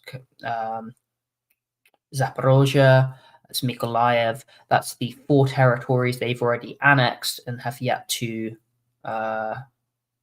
control entirely de jure. de facto, although they control them de jure, and that's obviously Crimea too. No, I'm sorry, Adam. That's not what I meant. I didn't say it was boring. There was even. It's not about what I think. It's not about what you think. The concern is what does most people the way they look at it. There was a lot of memes made about it that Tucker asked Putin like a simple question, and he goes into like a 30-minute like diatribe or what's the word I'm looking for, like a ramble. He starts ram. So it's not what I think. It's not what you think. It's what is the large public at large? How do they perceive it? That's the concern. Um, no, I I understand totally, that. I totally get what you're saying. I totally get why he did it. It's just like, can people get over that hump? Because people want to get into it. Like, give us the main meat of it. And this is why some people like long form interviews, and some people just want to hear that soundbite. They want to see what's the most interesting or the most juicy thing that happened. Give us that. This is what Putin, near the beginning of the interview, he says, "Are we having a serious conversation, or is this kind of more of an interview like that?" And Tucker says, "No, it's a serious discussion here." So I think what the Russians are very good at, and what I'm sure Putin prepared for, is about signaling and about shaping those perceptions. So everything he said there was, when I first listened to this interview, I had a similar takeaway as you, Anthony. But I've listened to some other people's analysis on it. I've reread some overviews. I've listened to what some other people have taken away from it. And when I can kind of zoom back and really think about the value of what he's talked about, and that these histories have now entered into the mainstream for 150 million viewers on Twitter alone, I think that's really where it goes. I agree with you. It was not the most exciting interview. In fact, sitting through it 2 hours was quite a struggle. I listened to like a 17-minute analysis recap, and I found that much more interesting and actually insightful, because it's just like, here's what was discussed, and it was much easier for me to comprehend, as opposed to this lengthy 2-hour interview with a translator and all the nuance, all the technical details. But again, when one thing that Putin said is, when he spoke to Biden before the war began, he said, "You are making a historic blunder. This is going to be defining," and he frames the outcome and the victory in terms of, this is what's going to happen as a matter of history, because it has to happen. And so that's really how I see the information and what Putin was thinking about when he was, about what he was talking about. Well, I don't know if you saw the Tucker's commentary post interview. It was posted on Telegram. What Tucker said, Tucker said a few things that caught my eye. One of the things he said is, Putin's a very intelligent man, but he's not a good interviewee. He said he's not, he hasn't been challenged in his views, and he doesn't put it in a way that's something to the fact of, he said he doesn't put it in a way where the public can get it quickly, or something to that effect. Number one.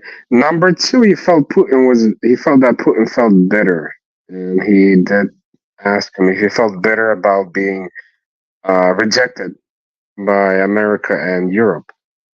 And Putin said, no, I didn't feel bitter. I'm just telling you what happened. It's not about me feeling bitter. It's not like, it's like a husband and wife situation. It's not like that. So there's no emotional, that kind of emotional baggage to it. But, he did, Tucker did. I felt like Tucker didn't get the interview that he thought he would, for some reason. He felt like Putin was going to be more direct with him, in answering the questions because he wanted to give him more, and I guess Putin couldn't. Like you said, we had these private conversations with world leaders, and it's kind of confidential, and I want to keep it that way. I can't tell you what was said. And Tucker wanted more, and he kept saying, okay, well, can I get this Gershkovich guy? Can I take him back to America with me? And Putin got annoyed. He said, no, no, no. You know, there's back channels, there's some kind of diplomatic talks, some things already in the works, and I cannot do the way you want it to be done. You know, so there was a lot of like tension there. So the Putin, and someone said that he has a personal relationship with these U.S. presidents, and while that's true, Putin, it's not a personal relationship. It is, but it's a professional relationship. Putin is the president of the Russian Federation. He embodies that, and he's the man that the CIA, Washington, intentionally subverted, undermined, attacked Russia, especially through the 90s, where over 10 million Russians died. They're now funding a war against them with under the ideology of neo-Nazism, which killed 28 to 40 million Russians 80 years ago. And this isn't World War II to the Russians. This is the Great Patriotic War. It's much bigger in the culture there.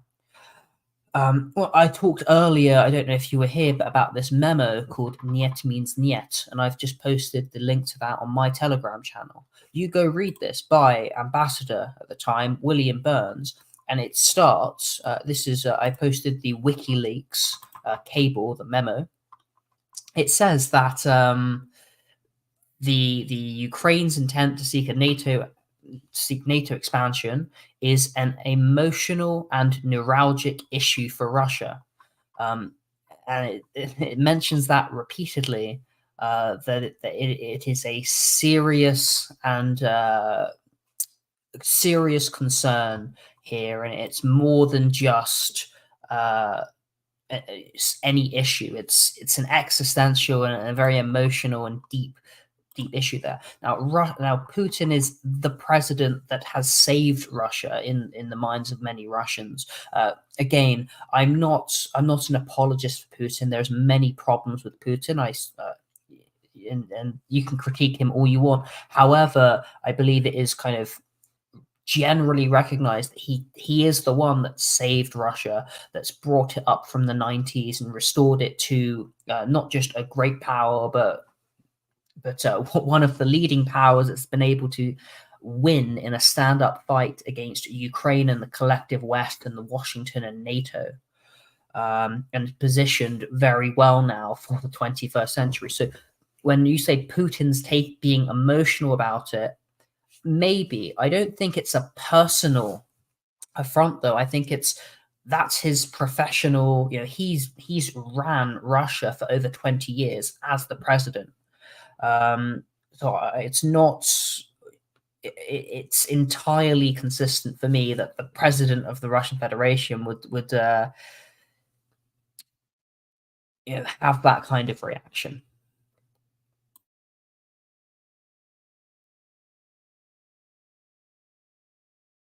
Oh yeah, can you guys hear me? Yeah, you're good to go. Oh yeah, definitely. Yeah, and yeah, I know. I come from that area. I come from Ukraine. I was born in Ukraine. I remember the 90s. I was in Ukraine in the 90s, and it was not fun. It was like poverty, starvation, rampant drug use. It was like wild. It was wild. It was like mafia, like open mafia, just like abusing people and taking money, and people losing their savings. I mean, the fall of the Soviet Union was like a horrible period in that region. Massively traumatic. Yeah, and there's definitely a lot of bitterness for that towards the United States, because the United States had an opportunity to lift up Russia in that period, because they pretty much controlled the economy of Russia.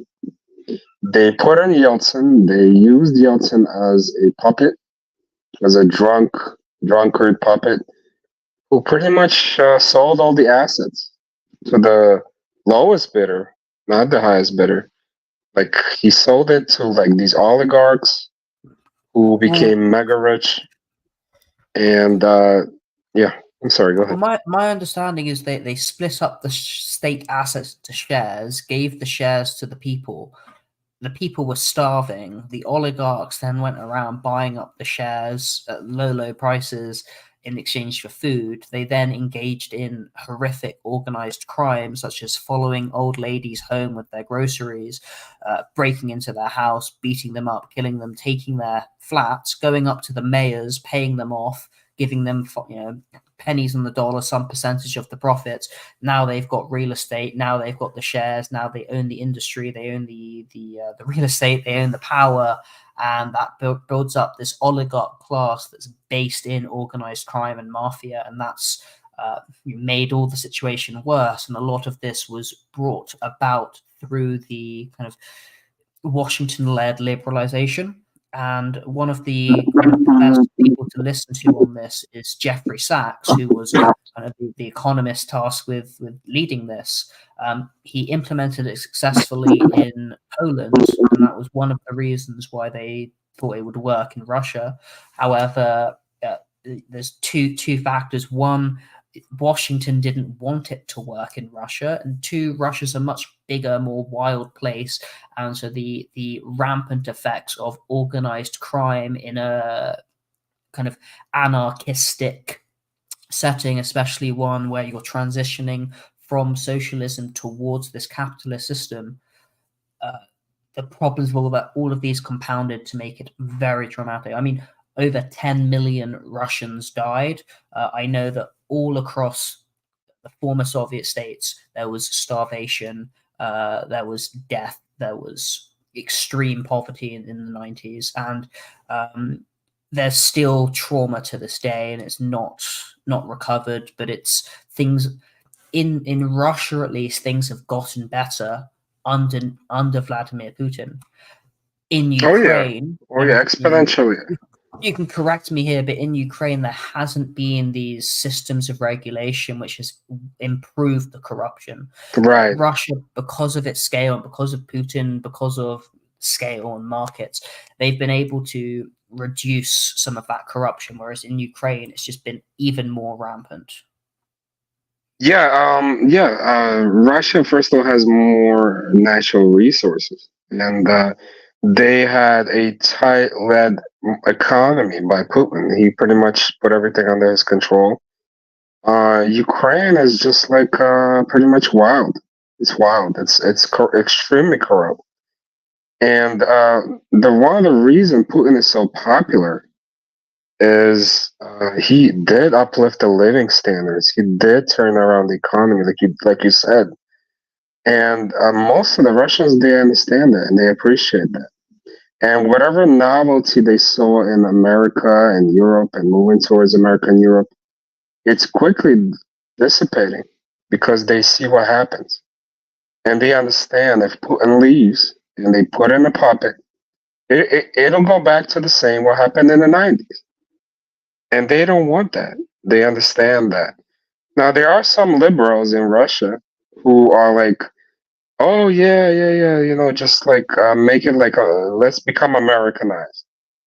It should be more like America. And Putin's horrible. And he's this, this tyrant. And he doesn't let LGBTQ rights prosper. And he doesn't this and that, So it's there's authoritarianism, immigration. There's hatred about the role of Islam. That individual, he burnt a Quran, and Adam Kadyrov was able to beat the shit out of him, no consequences. These are some of the complaints against Putin. As I say, there's many reasons to complain against Putin: oligarchs, power, corruption.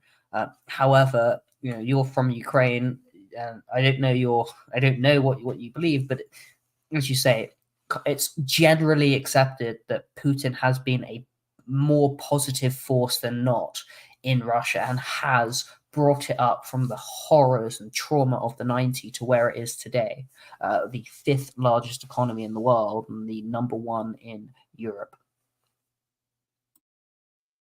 Oh yeah, I definitely subscribe to that belief. I do, and that's the thing. He is obviously he's not perfect. He's got his flaws. There is definitely a disparity of living standards between some of the bigger cities and some of the more rural areas. But you could say the same thing about the United States. It's not exclusive to Russia. That issue is something that's pretty much universal, and most of the money goes towards the big cities. Most of the jobs are in the big cities. There's rampant drug use and alcoholism in some parts of Mississippi. Yeah. Just like some parts of Russia, some middle of nowhere parts of Russia probably have the similar issue.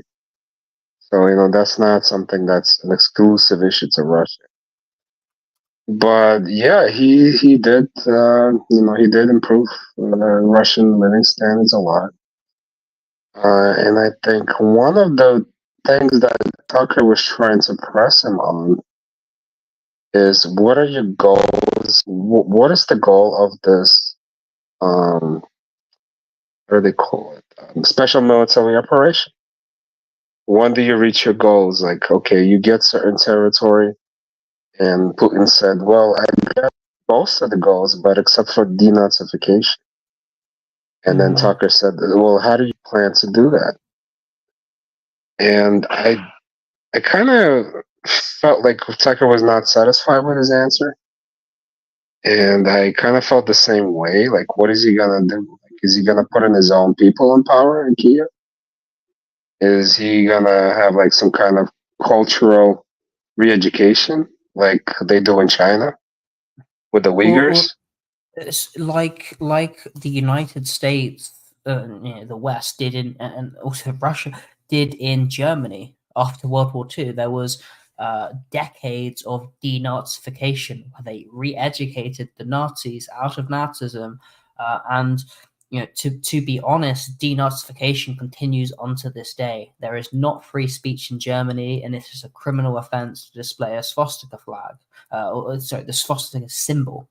You can't, not even in historical games. I went to a museum in Hamburg, and they don't have the swastikas. They just have white. And I say, what's this about? And the German host I was with says, well, it's illegal to have the swastika, even in this museum. I agree with you. It was disappointing, I suppose, that Putin kind of avoided the question. Tucker said, would you be happy with the land you have now? And he didn't answer. However, again, Russians tend to be a bit more subtle.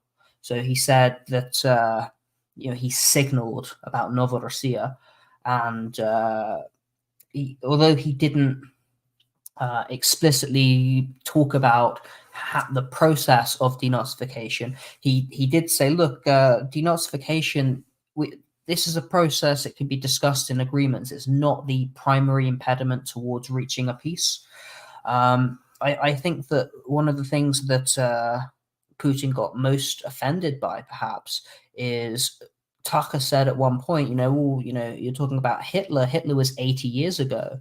And Putin's like, well, Hitler may be 80 years ago. Oh yeah, I saw that. I saw that. Yes. Go ahead. Yeah, he was Bandera, and Banderism and neo-Nazism is resurgent in Ukraine today. Right sector, Azov, those around Zelensky. And it's not even just the extremists. I've spoken to a few Ukrainians. It seems it's relatively prevalent. And, the ideology has not been defeated in Ukraine. And my understanding is one of these goals is that no Banderists shall remain. All the streets that they're renaming Bandera and others, and other members of the SS Galicia battalion who killed hundreds of thousands of Poles, hundreds of thousands of Russians, and tens of thousands of Jews. This cannot be allowed to fester and remain in Ukraine. And if you go and study denazification in Germany after World War II, I think that's a good model for what's going to happen in Ukraine. And going back to something I said earlier, is that Putin's ultimate message to me was one of unity. He says it's going to take time, but this is more analogous to a civil war, and the two people, Ukrainians and Russians and Belarusians too, will once again be the same nation, the same people that after all of this, these souls shall be reunited and brought together, and there is this message of unity, and that's a beautiful way that Putin closed the interview. And I think one of the main perspectives that came out is he brought to, if you listened, which there was a lot of information there, but if you listened and you kind of review it all, he's given his perspective. He's brought to the mainstream what is the Russian soul in a couple hours of interview, which is a very tough thing to do. And if you need to kind of look, but the problem is you need to kind of look for it to bring that out. Which is what you're saying in terms of it wasn't the easiest interview for mainstream, but the information's there. And I think this is a historic interview that we're going to be looking back on and commenting for weeks and months. And it's more than just this first listen. Yeah, I don't know. I just don't see that happening quickly. Maybe in 50 years, 70 years. If you do it right, if they help to rejuvenate the economy there, like they did in the bombed out cities, how they're rebuilding all the bombed out cities in the east. I'm struggling to think of the names of the cities right now. But some of the cities that got bombed out Mariupol. Thank you. They really rebuilt that city. They reinvested a lot of money in real estate and infrastructure, just in the economy in general. And that one's going to be easier because there's not much cultural difference there. But some parts of Western Ukraine, it's going to be a struggle. It's not going to be an easy road. Can you name an oblast in Western Ukraine that you're talking about? Lviv, for example, Ivano-Frankivsk. So in this interview, Putin never mentioned Lviv, even Frankivsk. Yes. Ternopil. He didn't mention any of these. He mentioned the left bank of Dnipro. Yes. Kind of from. You mean the right bank? I'm sorry. You mean the right bank? No, the left bank. But my understanding is, it's not east-west. It's where the river flows. So the river flows south. So you're looking at it. The left bank is the eastern side, and the right bank is the western side. If you guys remember, like when I first joined the Telegram channel, that this basically segue into Rumble, and now with you, Adam, and Liberty Rising on YouTube now, and Twitter, and so on, we're expanding every day. But I had spoke about that. I was seeing at the beginning, my predictions were that there would be an eastern and western Ukraine at the end of this conflict, and you would see east of the Dnipro River. Am I pronouncing that correctly, Anthony? Good enough. Yeah, that's good. Okay. That's good. You good. You got it. So I was saying that, once Donbass was annexed, and Crimea obviously was annexed in 2014, and there would be a eastern and western Ukraine. Now, I was saying that eastern Ukraine, outside of Donbass and Crimea, would be a autonomous zone. It would be a DMZ, so to speak, and that western Ukraine would stay basically part of European Union and NATO.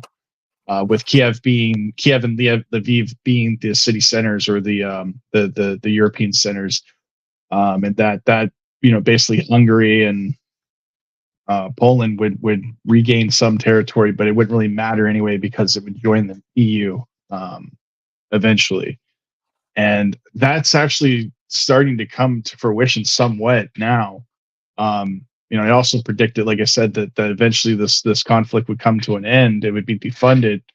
Last January of 2023, I wrote about this, and I said that eventually be defunded towards the end of summer and the fall, and there'd be discussion about a peace deal that would come out. And that's also kind of come true to some fruition. We're starting to see that now, but it's very strange because it keeps prolonging and prolonging.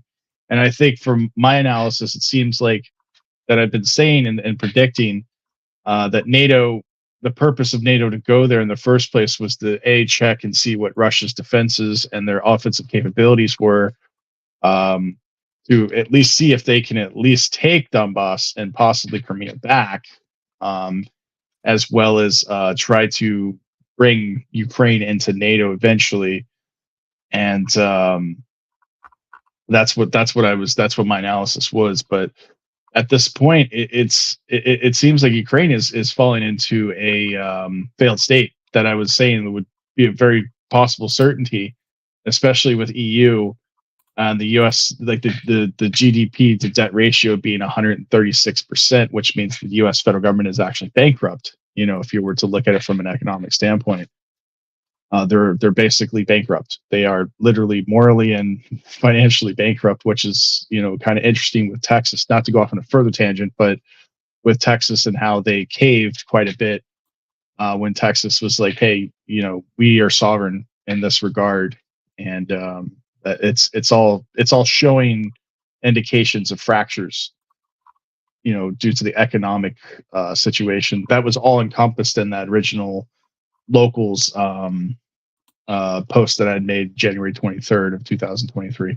And the locals channel, by the way, is in the description underneath if you want to join the locals. And I do, sometimes like put interesting posts like that. I don't really post a lot, but the stuff that I do post is for my locals members, and it's stuff that I really take a deep dive into. But do you guys have any response to any of that, Adam or Anthony?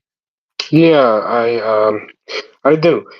All the steps that the United States took so far it might have made money for a certain special interest in the short term, but in the long term, it's just bringing down itself quicker, because destroying Nord Stream, that might have benefited certain people, and everybody pretty much knows who blew up Nord Stream, and it's destroying the European Union, bringing Ukraine into the European Union, a landlocked, Ukraine that's 1/3 of the original Ukraine. It's only going to bring down the European Union. Bringing all these extra countries into NATO, it's bankrupting NATO. So all the steps that they're taking is counter-effective.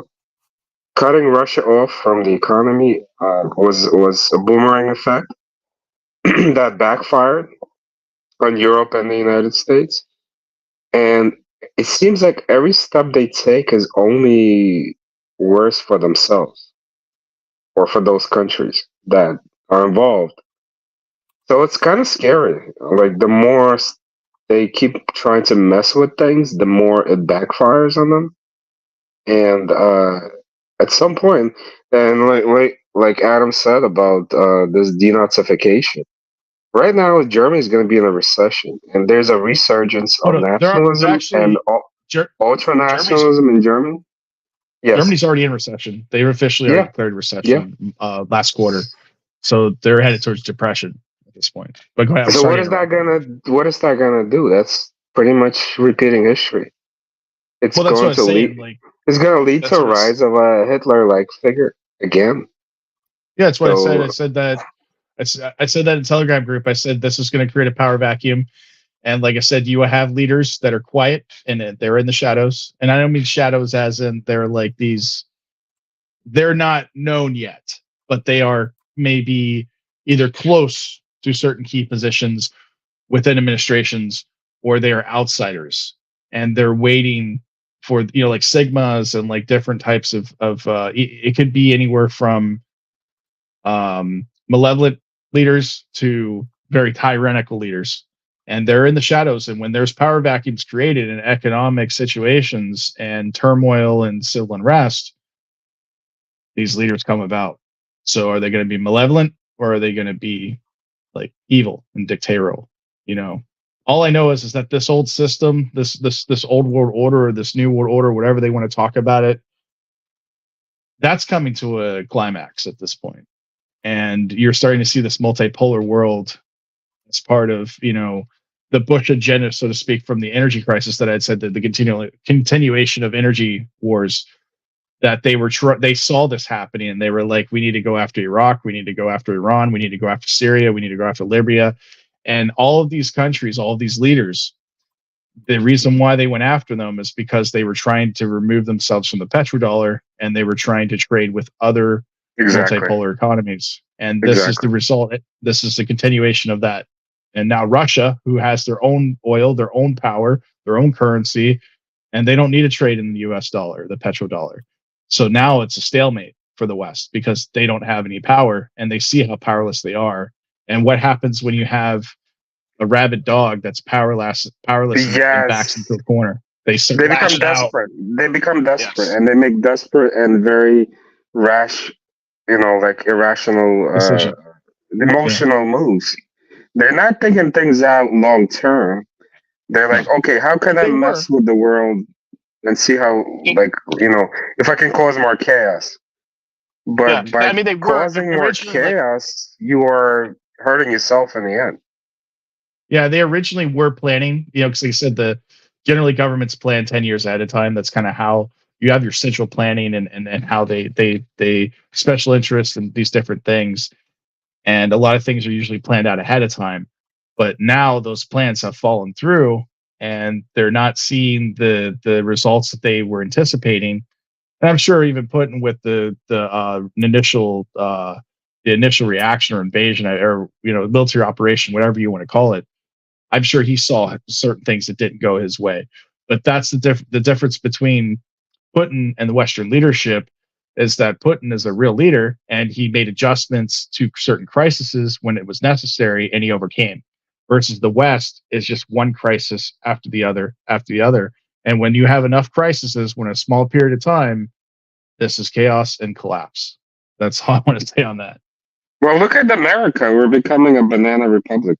There's one party rule. Basically, you're not allowed to have certain opinions. At certain point, they're saying, okay, are they going to have thought police? Like, they're going to go after what you think?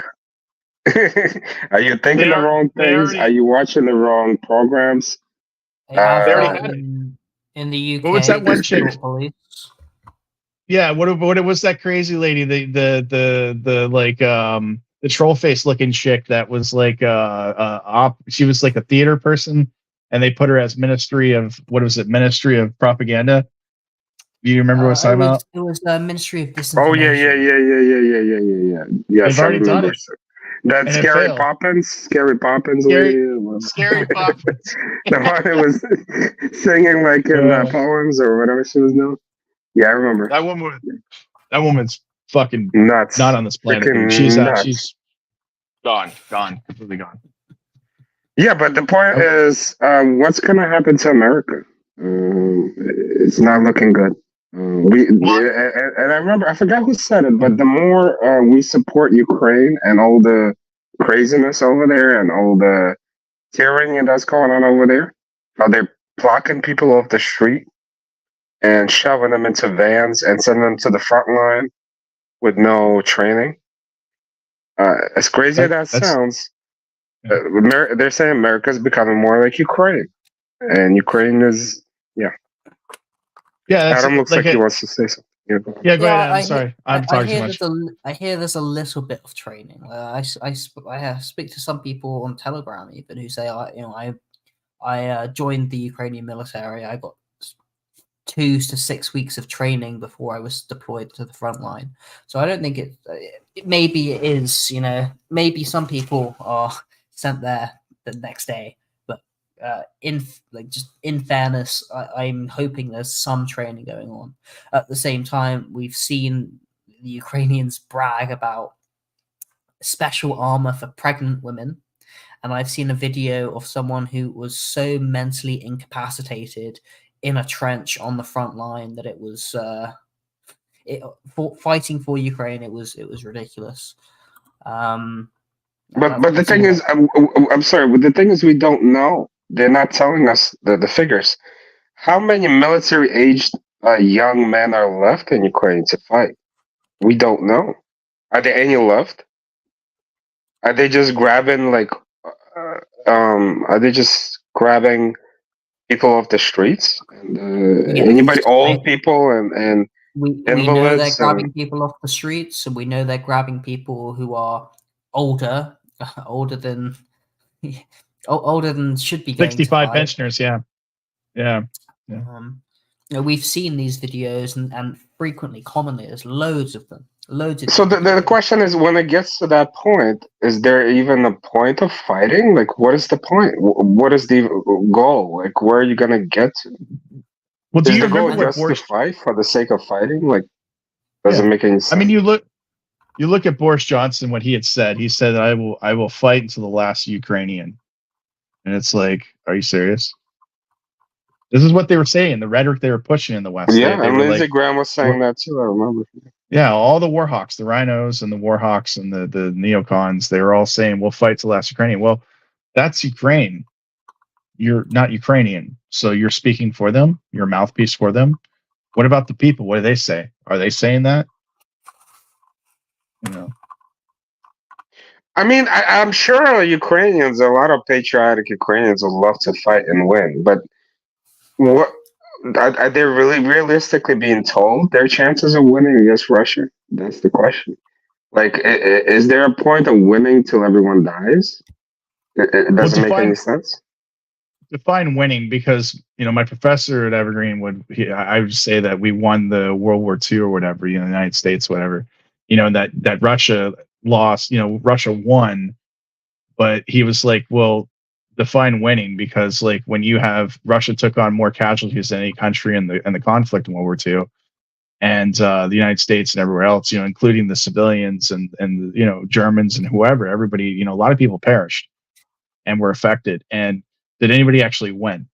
And I like that really gave me, I had to ponder on that and think about that. And I was like, yeah, you're right.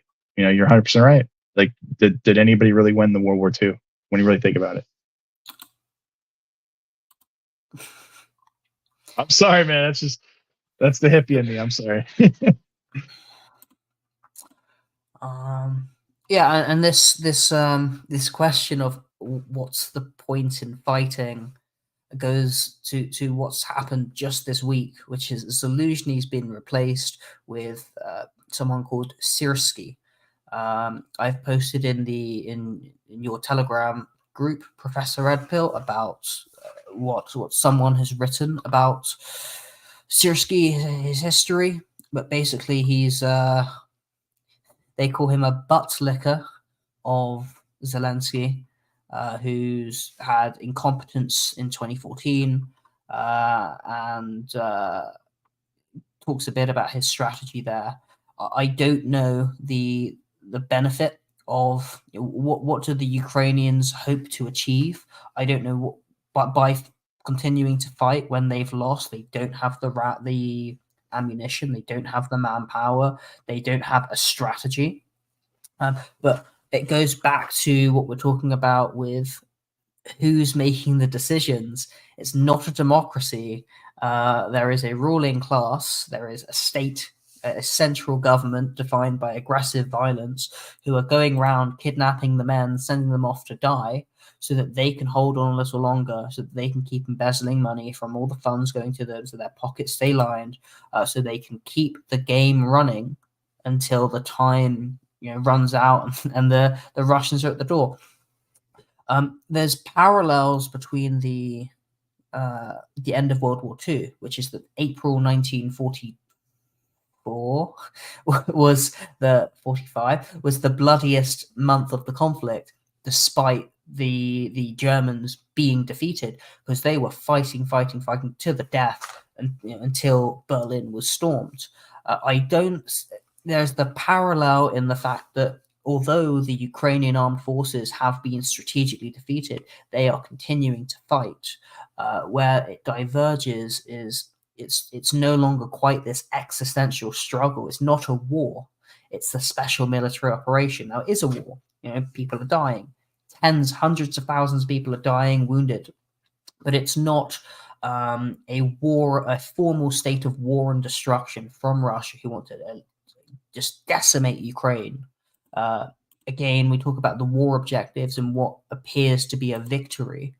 There's several scenarios. For example, a landlocked Ukraine being split in half, gaining all of Novorossiya. I think what has come across is that the Russians want to go all the way to Transnistria, with Odessa, with Dnipro, with Zaporizhia. I'm not sure about Sumy, Chernihiv, Chikarsky, Krop, Vunitsky, if I'm pronouncing that correctly. I don't know about those oblasts. I don't know what's going to happen about Uzhgorod, Chernivtsi, and Vinnytsia, which Uzhgorod is Hungarian. Chernivtsi and Vinnytsia is traditionally Romanian. Transnistria is that breakaway province in the east of Moldova. But certainly that's how I think the war's moving towards ending.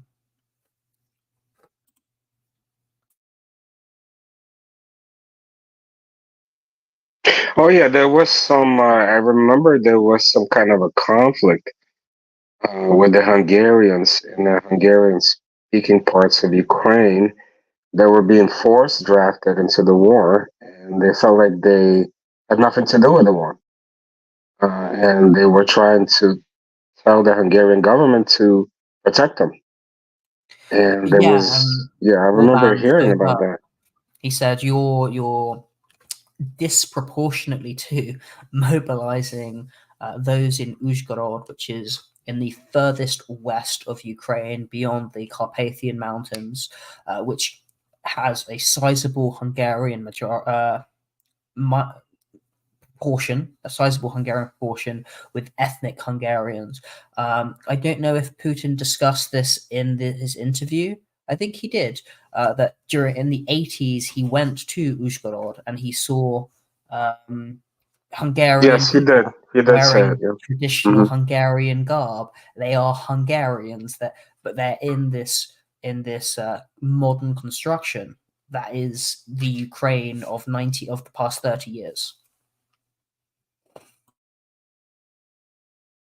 Yeah, so it looks like Ukraine is going to be split into pieces. I agree with you guys. I don't know if Russia's going to go all the way to Kiev, or if there's going to be certain arrangements in the change of the government. I think that's still an open question, but yeah, I agree with you, Josh. I think they're planning to take more regions. That's probably one of the reasons Putin was still kind of vague in his answers in the interview. Yeah, go ahead, Josh. I heard you were trying to say something. No, I was just saying that like I was saying in the Telegram group, I mentioned it on the Rumble channel as well, and some of the podcasts, that I think that as I wrote a year ago, that basically what I think would happen is that the Ukraine would be defunded, Zelensky would be forced to leave or flee, and a lot of the administration would also follow, and it'd be left with a forced peace deal, and there would be what's the word I'm looking for? Like the demilitarization. Basically, there would be a demilitarization of Ukraine. They'd be allowed to join EU, what's left of it, and not NATO, but they'd be allowed to join EU. And there would have to be a mutual rebuilding of both sides, Russia and the European Union. And there would, during this period, it depends on what's going on with the Azov battalions, if they are going to force any type of coup and try to continue the conflict. I don't know if there's many of them left at this point. And that being said, it really does seem like the situation is that Ukraine will basically have to be split, and there would be a Russian influence side, and there would be a American or NATO or European influence side, and Russia would have that buffer zone of the influence side. You'd have Eastern and Western Ukraine. This is what I had predicted, like I said, 2 years ago before the conflict began, that there would be an Eastern and Western Ukraine, not Donbass as part of the Eastern Ukraine, but there would actually be Donbass and Crimea would be part of Russia proper, and there would be a eastern part of Ukraine that would be independent from Europe, and Western Ukraine with Lviv being the center would be the remains of what was left. So Lviv, Western Kiev, maybe Odessa. So they had some type of warm water port. Because like I said, at the end of the day, Russia's still got to occupy these territories. And if it would require millions and millions upon millions of different types of things, it's just the numbers aren't there, and the money's not there, and the military equipment, the support, because now you have a conflict going on in Gaza with Israel, and you have potential conflict in Korea, Taiwan, all around the globe right now. Well, I don't know what they're smoking. I don't know what they're smoking. There was no way Crimea was gonna end up being Ukrainian. And they're still talking about it. The main goal is to get Crimea back, and it's just not happening. How did it work out for Georgia? That's all I'm going to say. Yeah, Basically, that's where I came to the conclusion. I'm like, we said the same shit in Georgia after 08. We said we're going to get them back. We're going to get these lands back. We had this rhetoric. What ended up happening with Saakashvili? He went to Ukraine. He became the governor of the Odessa Oblast. He was arrested by the Ukrainian government, unpersoned, then sent to Georgia, got his Ukrainian passport back, and then was arrested in Georgia, and now he's sitting in jail until he's released. And more than likely, he'll leave Georgia and go back to the United States and just retire out his days as an American permanent resident. That's what I think. And the same thing's going to happen with Zelensky. Exactly the same thing happened with Saakashvili. You don't poke the bear and mess with the bear and expect that you're going to be able to walk away with clean hands. It's what it is, man. Ask Napoleon, ask Hitler. You know what I mean? It's just history is history, man. You fail to learn history and experience it. You're doomed to repeat it. That's all I'm going to say. What I've put up here is a potential analysis of what the future of Ukraine could look like, and it supports, Josh, what you were saying about the EU would invest in part in the western part of Ukraine, right? And maybe that's done by, this could be a state of Ukraine that exists and joins the EU or NATO. I agree with you. It shouldn't really be part of NATO. So how does that work? But if this part of Ukraine joins the EU by being annexed by Poland, I think that saves a lot of paperwork and allows this part to go into EU. These are the two oblasts of Hungary, the ones in purple, Uzhgorod in another shade of purple. We said we're not really too sure what's going to happen about Kyiv. It's historically been a Russian city. One of the, at some point, Kyiv was the capital of the Kievan Rus. It's then been Moscow and Novgorod, and it's been all around. It's all kind of the historical Russia. Certainly, Putin said the Russian Federation shall reabsorb historical Russia. So you can see Crimea, you can see Odessa, you can see Kharkiv. Again, I said there's uncertainty as to whether kind of these regions are going to be. This is kind of one of the best case scenarios for the Russian Federation, which is more than split in half. I said about half, 50%. Anthony said a third. This is kind of the third situation where it's not just all the way to Transnistria. It's all of Ukraine, absolute Russian victory. Whatever they dictate to happen to Kyiv, But it seems the western part they don't want to govern over, Lviv especially, that they would probably get more out of returning those 3 oblasts in purple to Hungary and Romania. And again, that they are investing and building the parts of Novorossiya down the bottom right that they've captured and annexed informally, and that's been one of their key objectives, is to begin reinvigorating those areas. They have I think 4 concrete factories they're either building or have up and running, producing a mass amount of concrete every day. The roads down there are being built, are amazing, helping, of course, the logistical support for the fighting, for the war, but also amazing new roads. And so this is a potential vision for the future history of the future and tragic potential history of the modern state of Ukraine. Yeah, great analysis, Adam. And I think how quickly this map becomes a reality depends on how much more invested EU and America is in keeping this conflict going. If That's exactly what I was going to say. if the funding is going to be pulled tomorrow, this map could be a reality in the next couple of months, because once the seasons change, the soldiers are going to be able to move quicker in the spring. There's also the fact that that all the territory that Russian blood has been spilled for will remain part of Russia. If the conflict were to end tomorrow, perhaps, and we can't know this, and this is something that Putin says, if you want to negotiate, stop the weapons deliveries, then we'll negotiate. Whereas I'm sure Zelensky would maybe prefer to negotiate first while there's still some leverage, which Putin says you're welcome to do, but you haven't done so. I think if they were to end the conflict tomorrow, or in the matter of weeks rather than months, it's possible that some of these more Ukrainian, more Western lands, Cherkasy, for example, Oblast, may remain part of whatever is left of a rump Ukrainian state.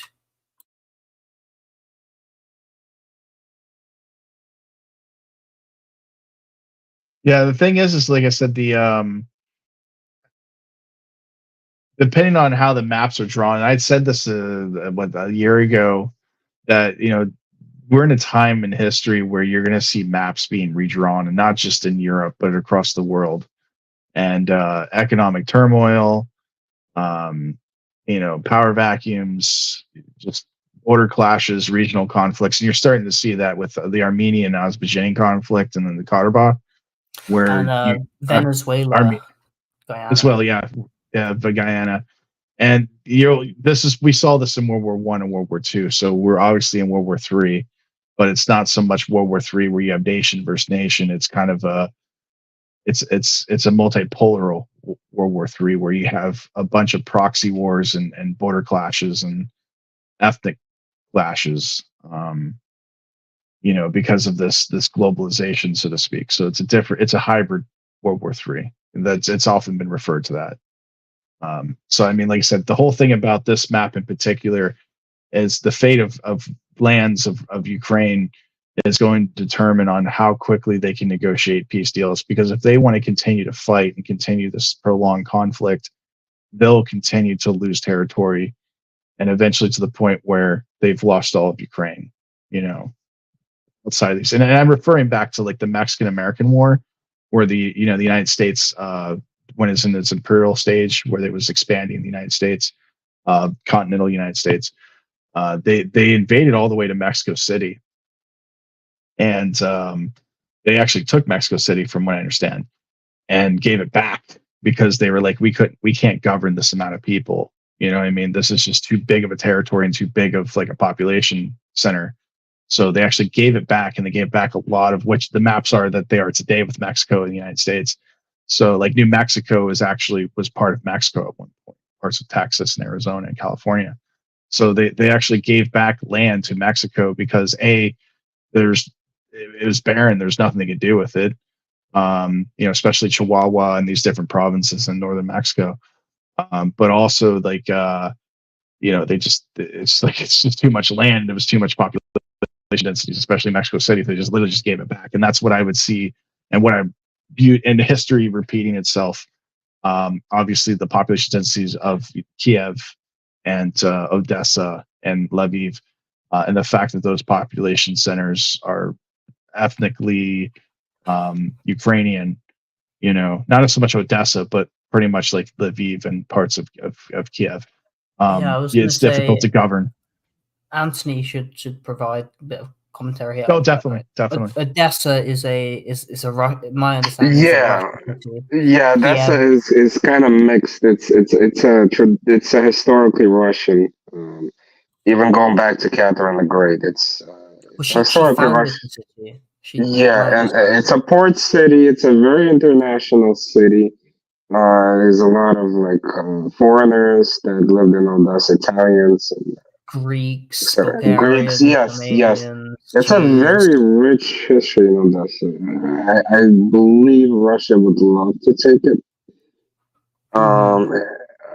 But yeah, anything past that, like you see on the map, I don't see Russia clamoring for that, honestly, because it'll be a lot of guerrilla warfare, honestly, if they took those. What do you think of these inner oblasts of Chernihiv, Chikarsky, Kropivitsky? I honestly don't have much information on those. Couldn't. No, Yeah, I could tell you about Lviv, Ivano-Frankivsk, because my dad is from Ivano-Frankivsk. The people over there have no cultural ties to Russia at all. And this is why what Putin said is it does common sense that we don't want to invade Poland. We don't want to govern these people that don't want to be part of Russia. He said this in previous interviews or speeches, maybe Valdai, that we don't want to govern over Lviv. We don't want guerrilla warfare. What we want is the end of persecution of Russians, the end of this war. This is what Putin said in his interview with Tucker. We have not started this war. We've not done the special military operation to initiate the war. We're doing it to stop the war. Yeah, and now that I think about it, Dnipro, well, that's my city. That's where I was born. Yeah, you can see it right there. It's a culturally Russian city. To cut a long story short, everything's in Russian. The signs are in Russian. The literature is in Russian. The culture is Russian. The TV is in Russian. Everything is pretty much Russian there, and it goes all the way up to Kiev. Okay, because during the fighting, if you'll remember the Bucha massacre, if people who actually studied that massacre, if you look at the details, there was a lot of Russian supporting people in that region, in that Bucha region.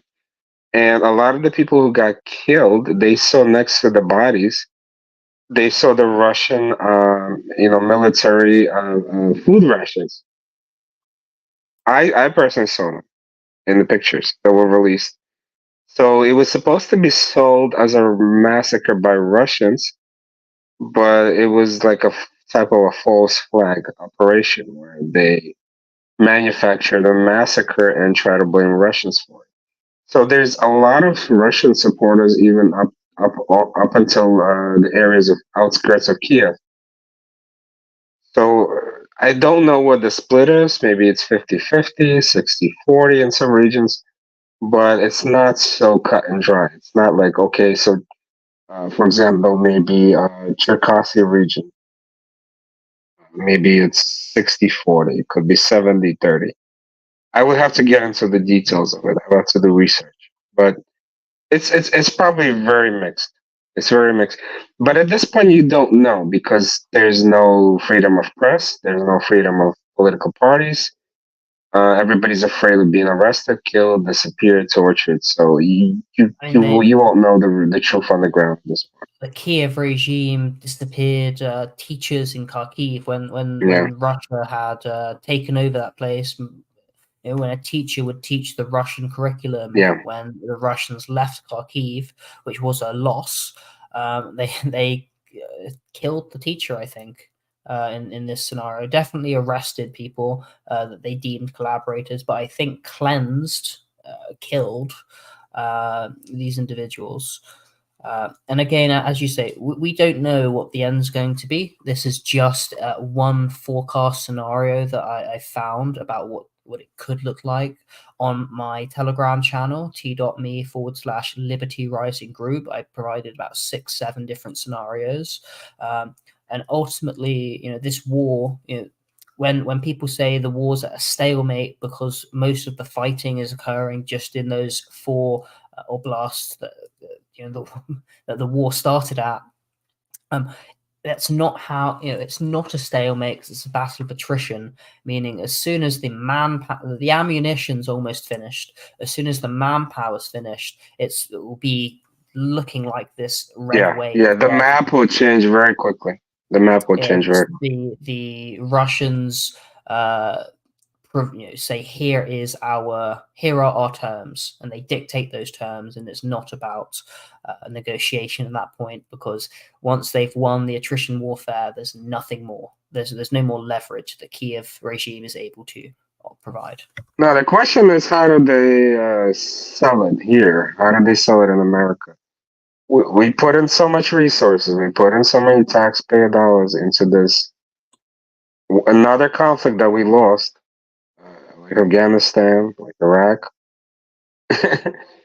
I mean, we're still in Syria. We're taking the oil in those parts of Syria, but Syria and Iraq. we didn't remove Assad. We didn't remove Assad. We try to use those Al Qaeda linked extremists, high choppers, to remove Assad. It didn't work under Obama. And what do we have to show for it? We have nothing to show for it. And will people just take it? I guess the answer is yes, because people have taken it up to this point. They'll find something else like they did. What did they do with Afghanistan? What was the memory hole for that? What did they focus on? Was it COVID or something? The flu?